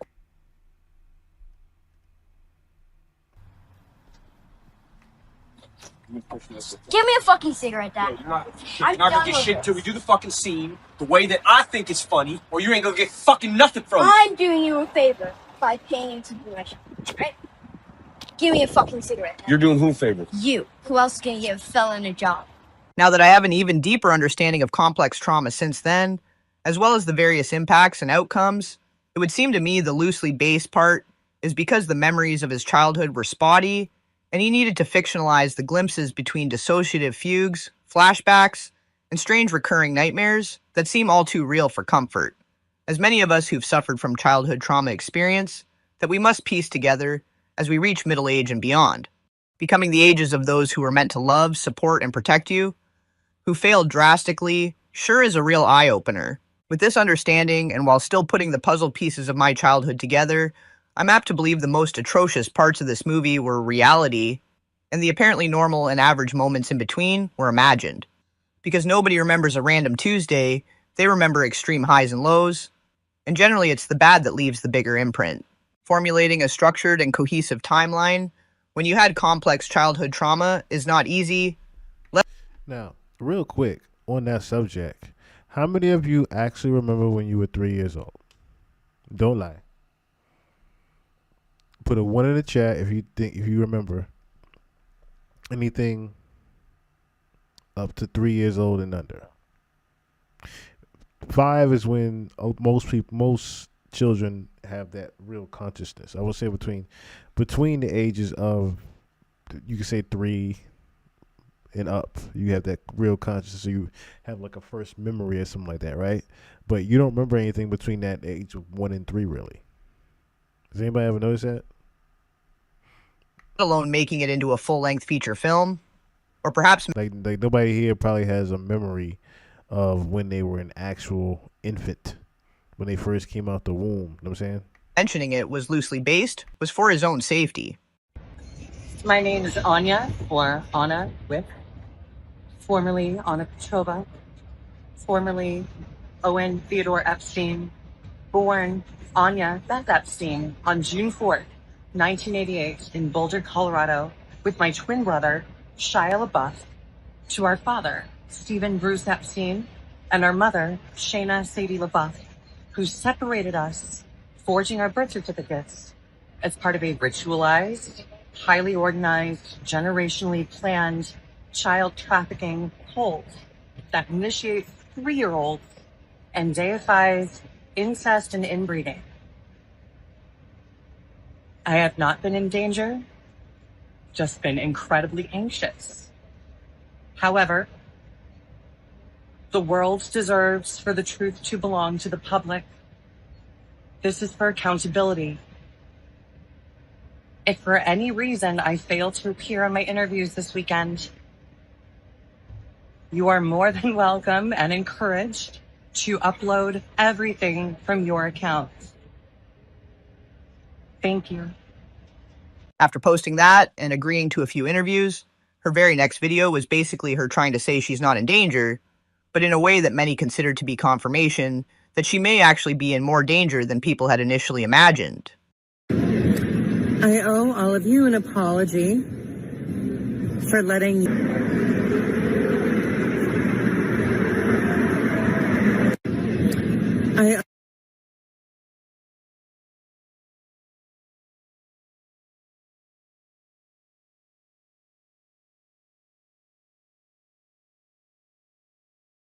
She was a lot more confident and assertive while making those initial allegations about her origin and upbringing, but in that follow-up video, apologizing to her family, she seemed quite fearful and upset, so it led people to believe she may have been threatened. People became even more concerned when that first video was suddenly taken down, but Anna posted another follow-up video stating that it was removed by the platform and reassuring people that she's safe, seemingly back to her more confident and assertive vibe.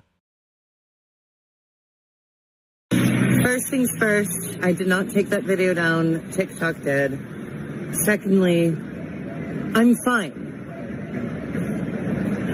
And I understand that because you know I'm telling the truth, it's going to be very difficult to convince you that I'm safe. But I realized this the other day. Because my claims are true, no one's going to hurt me.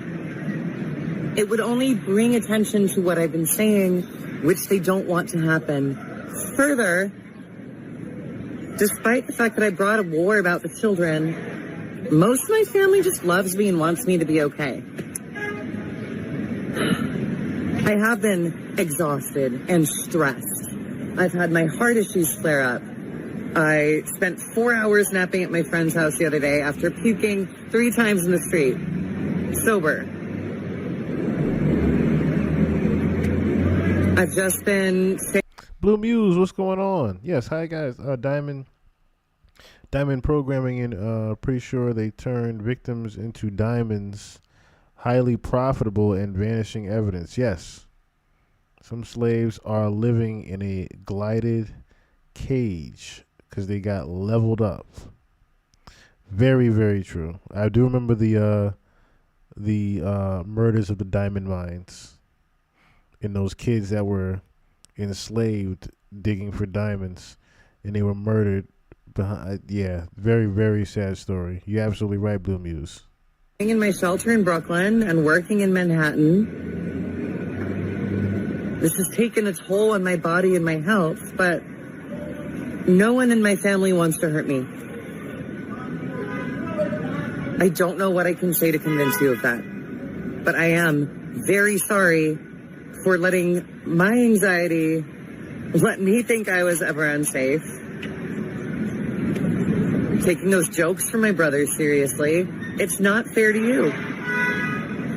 It's not, but like, I'm fine. I'm safe. I promise. First things.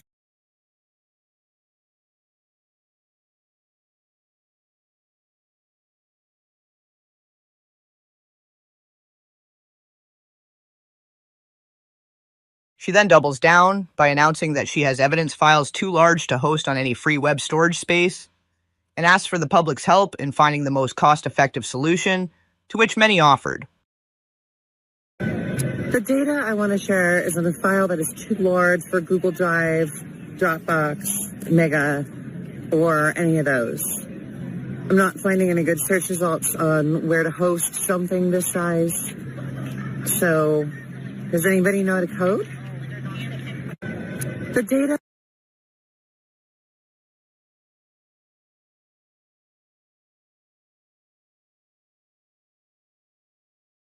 So you see him pause the video like this, it's because he's reading through the actual comments. In her pinned videos, she talks about how she was able to escape her family in 2015, and that her believing her gender was an issue was convenient for them, and in 2019 they encouraged and paid for body modifications where they removed her chest and rendered her infertile.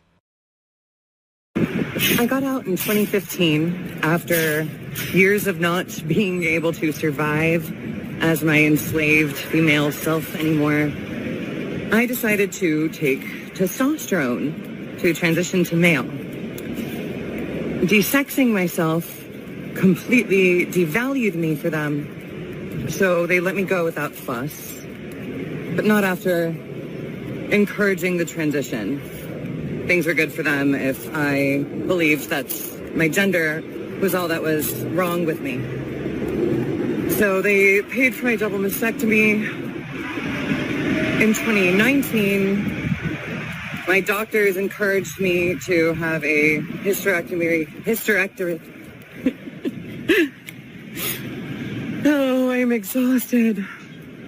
I was given a hysterectomy with oophorectomy, removal of the uterus and ovaries. And then a year later, I started getting my memories back. Quit the testosterone, went back on estrogen as soon as possible, and set myself on a mission to learn more of and tell the truth with my siblings. Came up with the idea for me to write a screenplay, autobiography. I believed it was going to be our mechanism to tell the truth, that it was not going to just be a work of fiction.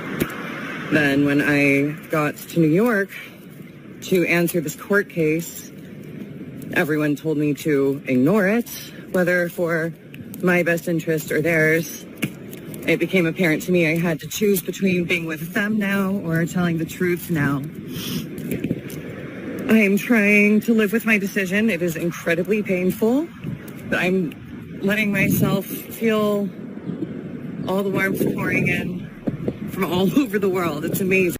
Okay, so we don't have to continue to get to that, but anyway, well, quickly show you guys that what Blue Muse is also talking about, because that is an actual thing there. Now, there's two videos here. I noticed it. There's one about ashes and actual human dead bodies into diamonds.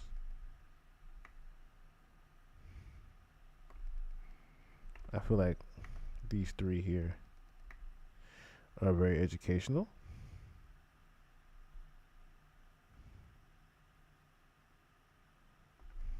Yeah.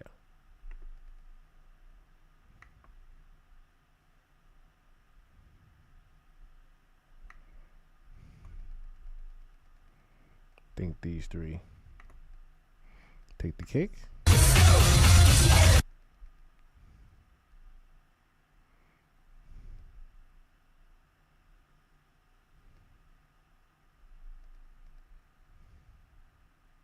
Hopefully YouTube doesn't get me for this. If they do, you guys know where to find me on Twitch TV.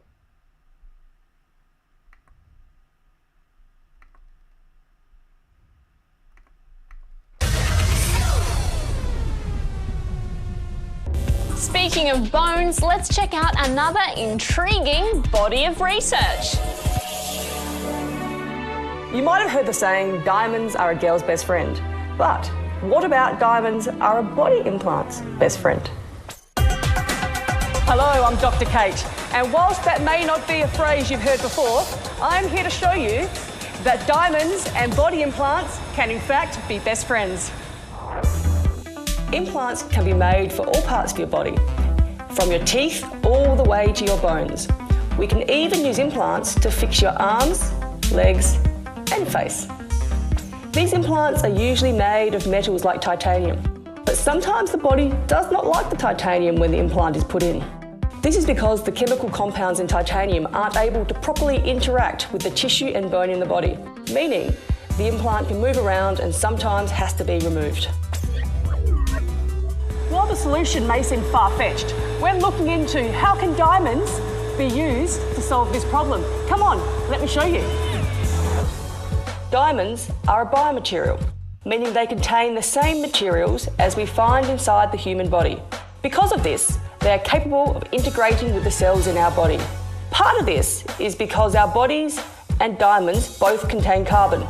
This means that when our body sees the diamond, it interprets it as a natural body material. When we use diamonds to coat implants, we can see that bones like it and that it reduces bacteria attaching to the implant. This is good because we want the implants to stay there forever. But how do we get the diamonds on the implants? It starts She's smiling, saying this shit as if it's normal. Here at our lab, where we use our 3D printer to print the titanium biomedical implants. Once we have our implant, we need to choose the diamond powder to coat it in. We use detonation nanodiamonds to create this coating. Detonation nanodiamonds are made by little explosions of TNT. Okay. Better little breakdown of this. These are the cremated remains of a person, and they're going to be transformed into a diamond. We place the ashes inside of the crucible so that we're able to extract the carbon from those cremated remains. If you take a close look at the composition of the cremated remains, you'll see bone fragments. And that's because during the cremation process at 1400 to 1800 degrees Fahrenheit, bone just doesn't turn to dust. And it's through these fragments we're able to extract the carbon and create a diamond from your loved one's ashes. And if you notice on the bottom, there's a unique ID number here. And there's a different one for every new crucible. This ID number is tied to a person or pet's carbon, and will stay with them throughout their entire diamond journey along with their photo. So we just need about a half cup of ashes to actually create the diamond. You don't need to send in all of your loved one's cremated remains. This is what about a half cup looks like. It's about a tin's full. And if you don't have enough ashes, don't worry. You can combine hair, photos, flowers, pieces of clothing, love letters, anything dry and organic really. But give me a follow if you want to see the entire process of turning ashes into diamonds.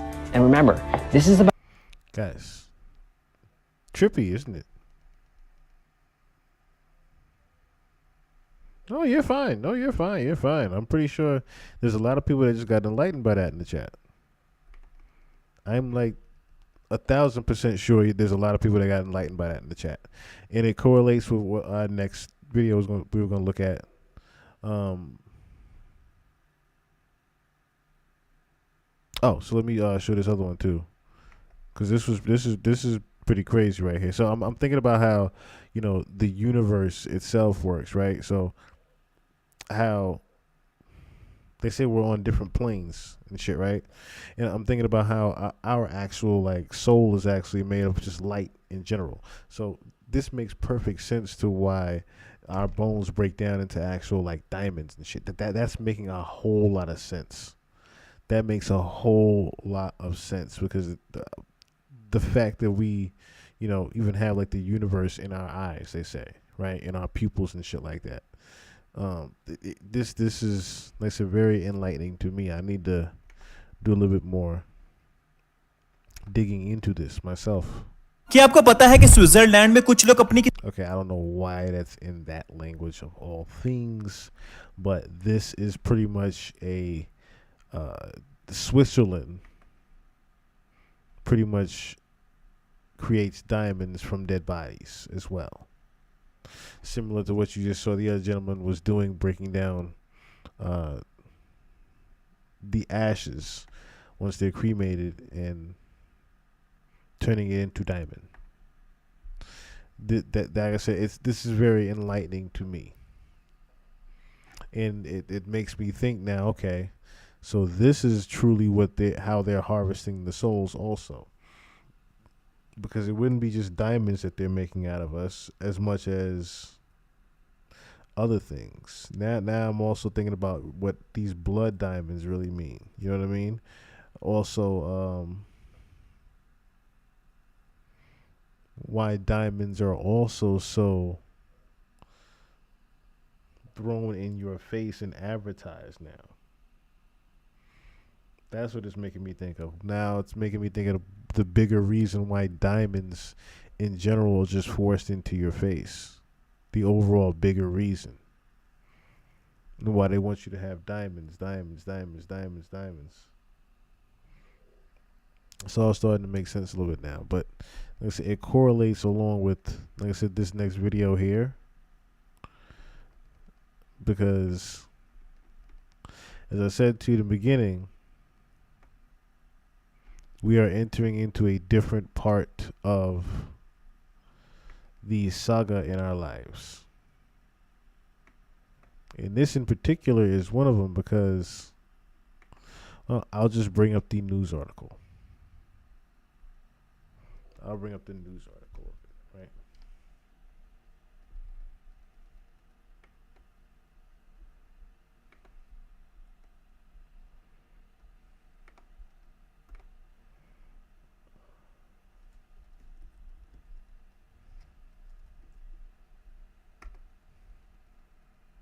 I didn't have to type much.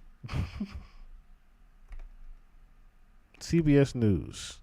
Harvard scientist believes interstellar comet could be an alien craft, and we should put all possibilities on the table.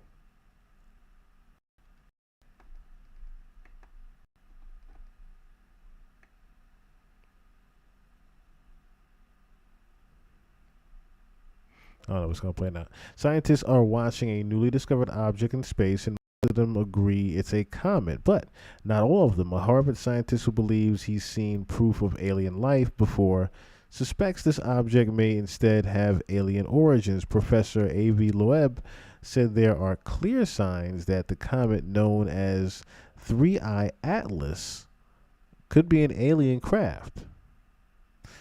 We should put all possibilities on the table that it's a rock, a comet, or something else until we get the evidence that the data will tell us what it is, Loeb said in an interview with WBC TV. Professor Loeb's team say the interstellar object is on an extremely unusual course for a comet, for a comet, one that will take it close to Venus, Mars, and Jupiter. Loeb said the object appears to be intelligently directed, and if it is alien, the world should prepare. This is blind date from a visitor.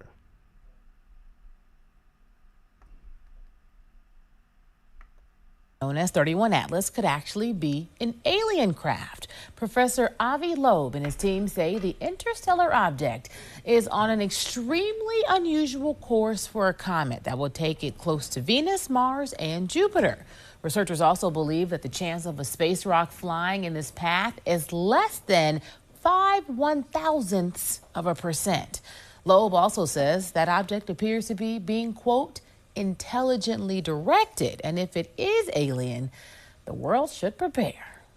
I think that when we have a blind date from a visitor from another star, all bets are off. We shouldn't assume anything. And we should assess the risk given the data that we have. It's just like the Richter scale for assessing the risk from earthquakes. 0 would be a natural object, like a comet. 10 would be an object that maneuvers as if it has an engine that is definitely technological. And then there should be some policy makers deciding how to respond to that. Giving you something to think about, huh? Professor Loeb says the object will pass closest to the sun on October 29th when it will be blocked from the sun's view. You can watch my full conversation with him on the CBS News Boston YouTube page. David, Lisa? Now, the crazy part is, as he's saying October, there's people saying that there's going to be an alien invasion possibly happening in November.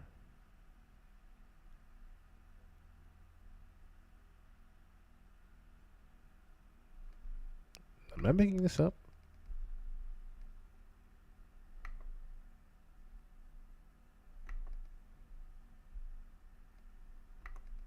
Okay, let's unpack this because, wow, we have a brand new visitor from beyond our solar system, and almost immediately.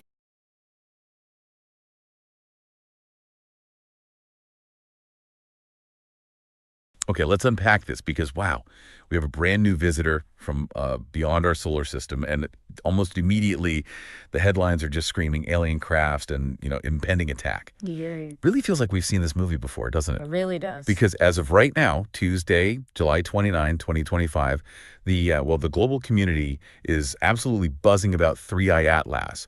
This colossal object was discovered just this month. July 1st, actually, by the Asteroid Terrestrial Impact Last Alert System, ATLAS. That's that crucial network of robotic telescopes, mainly down in Chile. Right, the survey system. Exactly. And almost immediately, the sensationalism just hit a fever pitch. Just yesterday, July 28th, an ex-post from 15 News. You can actually find the ID if you look it up. It's 1349817060147818747 popped up. Okay. And it was citing a Daily Mail article, and the claim was, well, truly audacious. An alien craft poised to attack Earth in November 2025, and apparently it's even bigger than we thought. Oh. This is such a profoundly familiar pattern, isn't it? It echoes almost perfectly the media frenzy that surrounded One Oumuamua 8 years ago. Remember that? When we first encountered its peculiar shape and trajectory, and the world just immediately started talking about extraterrestrial origins. Yeah, what's fascinating here is that these objects, they really are cosmic messengers. They give us these invaluable clues about other star systems, but their arrival often triggers this very human response, right? A blend of profound scientific wonder with, intense, sometimes even anxious speculation. Right. When we talk about interstellar objects, just to be clear, we're defining celestial bodies that are genuinely unbound by our sun's gravity. They're travelers, pure and simple, from other star systems, offering us this rare, often fleeting window into the broader cosmos. Think of them like samples, sort of tossed our way from distant galactic neighborhoods. Like messages in bottles, almost. Exactly. Yeah. They reveal the dynamics of faraway stellar systems. How planets form, how objects get violently ejected, what kind of material actually exists out there beyond our immediate solar neighborhood. Right. And the very fact that we can now detect them, that marks significant milestones in what's really an emerging field of study, one that is rapidly advancing thanks to new technologies. So what does all of this mean for you, our curious listener, as these, wild stories start swirling around? Our mission with this deep dive is really to provide a vital comparative study. We're going to dive deep into both One Oumuamua and this new behemoth 3I Atlas. Okay. We'll examine their precise physical characteristics, dissect how scientists are rigorously interpreting the data, scrutinize those often wild media narratives that have spun up around them, and explore their deeper cultural and philosophical significance. Our ultimate goal here is to cut through all the noise, really, to give you the tools to distinguish rigorous, evidence-based science from, frankly, exaggerated claims and pure speculation. It really highlights the crucial need for critical discernment in this hyper-connected digital age. Absolutely critical. And as we look to the future, with powerful, enigmatic visitors, will undoubtedly guide our future cosmic exploration. It'll profoundly shape how we view our place in the universe. We're going to give you a shortcut, basically, to being well-informed, ensuring you understand the true science behind the spectacle and why critical thinking is, well, more important than ever. Okay, let's begin our journey back in time then, with the original cosmic scout, One-Eye Oumuamua. Its detection back on October 19th, 2017 was, an absolutely monumental moment in the history of astronomy. Oh, definitely. Like discovering that message in a bottle from across the cosmic ocean. It was spotted by the Pan-STARRS 1 telescope, which is perched majestically up on Haleakala, that massive dormant volcano on Maui in Hawaii. Beautiful spot. Isn't it? And this telescope isn't just any old telescope. It's specifically designed for these wide field astronomical surveys. You can think of it like a cosmic motion detector. A wide net. Exactly. Constantly sweeping vast swaths of the sky, looking for transient objects, things that move or change against the static backdrop of stars rather than focusing intensely on one small point. It's uniquely suited to catch fleeting visitors like Oumuamua before they just vanish, like having thousands of eyes simultaneously watching for the faintest blip. Yeah. And it did just that. It found Oumuamua. And the name itself, it's Hawaiian for scout or messenger from afar, which is just perfect, isn't it? Couldn't be better. Because that's exactly what it was. The very first confirmed interstellar object ever. It truly marked a historic moment, definitively confirming that objects from other star systems really could penetrate our cosmic neighborhood. And its characteristics were immediately peculiar. They raised eyebrows and sparked scientific debate right from day one. Initial observations estimated its length to be, staggering 200 to 300 meters. That's roughly the length of 2 or 3 football fields. Cosmic cigar, or a stretched out pencil tumbling through space. It was remarkably unlike any asteroid or comet we had ever observed from our own solar system. Nothing like it. Nothing. This unusual, highly elongated form was truly unique and immediately sparked questions.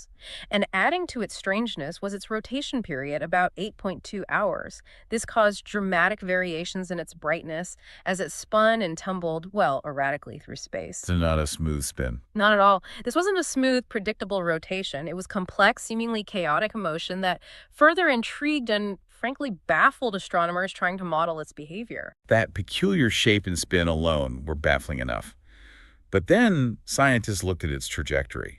And that's where the real mystery began to deepen, wasn't it? Absolutely. At an incredible velocity, 26.3 kilometers, with an eccentricity of 1.2. And that number, 1.2, is key. Right. Explain that. Why is that so crucial? Well, unlike objects born in our solar system, which are bound by the sun's gravity and follow elliptical paths like planets or asteroids. Like circles or ovals. Exactly. A hyperbolic orbit means an object has too much speed, too much energy to be gravitationally captured by the sun. An eccentricity greater than 1 means it's on an escape trajectory. It literally just slingshots in and then slingshots right back out. So it's definitely not from around here. Unequivocally, it confirmed its interstellar origin. It wasn't orbiting our sun. It was just a transient visitor passing through. Okay. And what about what it was made of? Or looks like? Well, spectroscopic analysis, that's how we study the chemical composition by looking at the light it reflects or absorbs. Splitting the light like a prism. Precisely. It revealed a distinct reddish hue. This color likely came from complex organic compounds on its surface. Think, tholins, maybe? Compounds that had been altered and reddened by exposure to cosmic rays over billions of years of interstellar travel. Billions of years. Right. Wow. But here's the really crucial anomaly that deeply puzzled astronomers, right? There was no detectable coma. Yes, that was the big one. Usually when a comet gets close to the sun, the ice within it sublimates, turns directly into gas, and forms that fuzzy atmosphere, the coma, and often a visible tail. The classic comet look. Yeah. Oumuamua didn't have one. Yeah? Which meant it behaved more like a rocky asteroid than an icy comet. Yeah. Despite its bizarre non-gravitational acceleration, which I know we'll get into. That's the crux of the mystery, yeah. It made its closest approach to Earth at 0.25 astronomical units, about 23.5 million miles, on October 14th, 2017, just 5 days before its detection, actually. Sure, we caught it on the way out. Pretty much. And then it swiftly exited our solar system, heading toward the constellation Pegasus. So imagine, the first ever confirmed visitor from another star system, and it looks like a giant tumbling cigar, and it's doing things no known object should do. And it's heading right towards our asses. Its behavior just immediately raised way more questions than answers. So if Oumuamua was indeed a nimble scout, then 3i Atlas is undoubtedly a leviathan. This new colossus was discovered very recently, as you said, July 1st, 2025, by the same ATLAS system, All right. making it only the third confirmed interstellar body we've ever found, after Oumuamua and then 2i Borisov, which was another interstellar comet discovered back in 2019. So the pace is picking up. It really is. It's also known officially as C2025N1. So I don't want all that gibberish, not gibberish, but I don't want all that to rattle your brain a little bit too much. We're going to get more into this shit Monday. I do have to get to bed. I have to be up at 4:30 in the damn morning, okay? So I do have to get some rest. I have work and I have overtime tomorrow again, so I'll be back on Monday. I'll make the announcement Monday. So I was going to make it this evening, but I figured I should wait. Well, actually, yeah, I'll wait. I'll wait till Monday to make the announcement. Definitely join the Discord. I'll be making the announcement in the Discord as well. But I'll be making another announcement on YouTube as well. Might not even be in the form of a live, but it'll be, you'll see it. So, in closing, for this evening, for now, moving forward, we're going to be breaking down a lot of what this shit is going to be within these next couple of months, because like I said, if it's any audience I need to be prepared, it's my audience. I need my audience to be very aware and prepared of what is going on and what's going to be coming in these next couple of months, and with these next, I want to say the next 5 years. As Pac said, it's going to be some shit that you're going to see that's going to make it hard to smile in the future. That's the truth right there. If you guys would like to help and donate to the pod, the Cash App is right there. Chill Murray in the on the left hand side of the corner. It's right there on the side, on the left. The Chill Murray one. I'll put it in the chat, of course.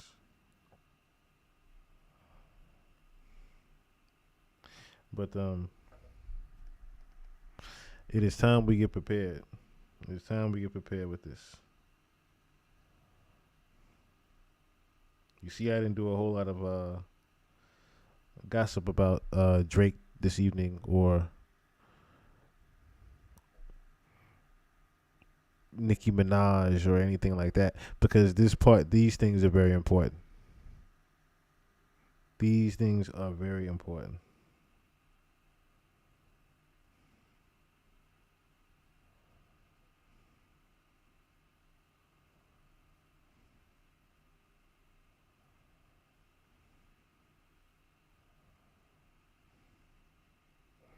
All right, so that's also there. Like I said, if you guys would like to donate to it, that is the Cash App as well.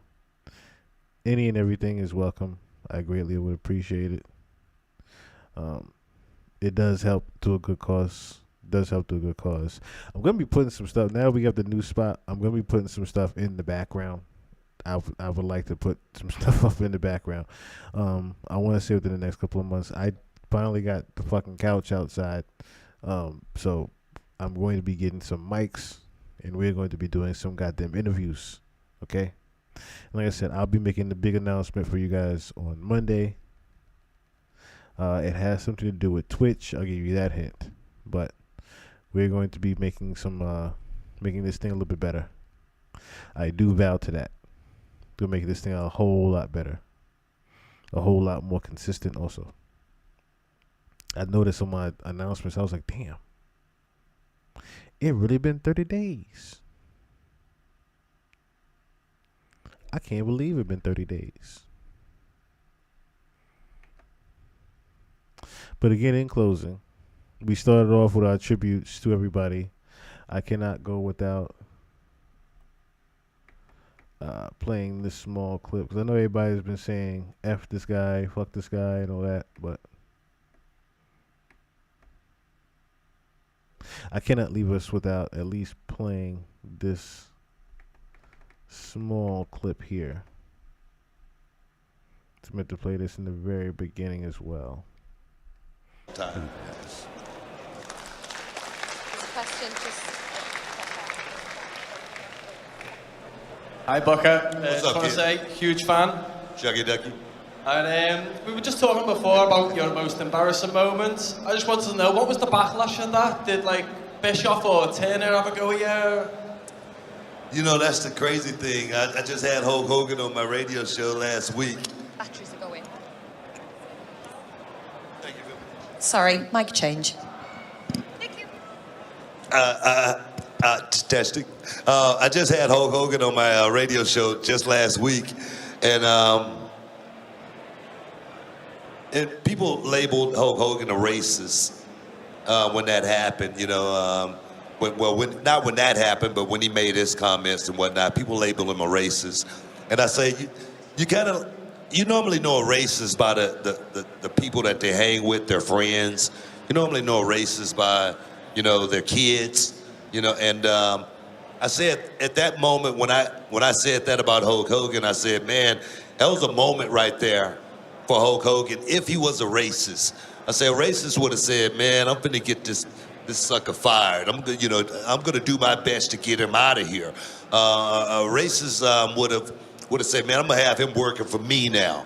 You know, that's what a racist would have did. But I asked Hulk Hogan, you know, why didn't he get me fired? Why didn't he go to the office and lobby to get me out of there? And he goes, it was like he was in shock. He was like, brother, I heard that word, you know, many times, and so it wasn't anything. He said, and most of all, I wouldn't go and try to get another one of the wrestlers fired. As well as the following day in catering, it's crazy. Macho Man Savage, Hulk Hogan, my brother and myself, we're in catering, and Macho Man Savage sees Hulk Hogan. He says, Hulk, what do you think about Booker T calling you the N-word? And Hulk Hogan goes, well, if I'm an N-word, I'm a good N-word. And that was it. And Hulk Hogan and I, from that moment in the 90s, we never spoke about that until just last week on my radio show. That's how irrelevant it really was.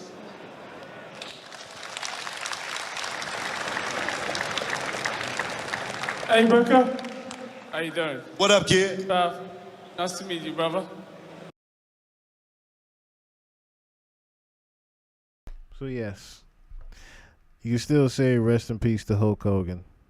It's okay to say rest in peace to Hulk Hogan, regardless of what your thoughts were on him. There are people that, you know, wouldn't have a job and wouldn't have a career if it was not for still the legendary Hulk Hogan. I can still say that.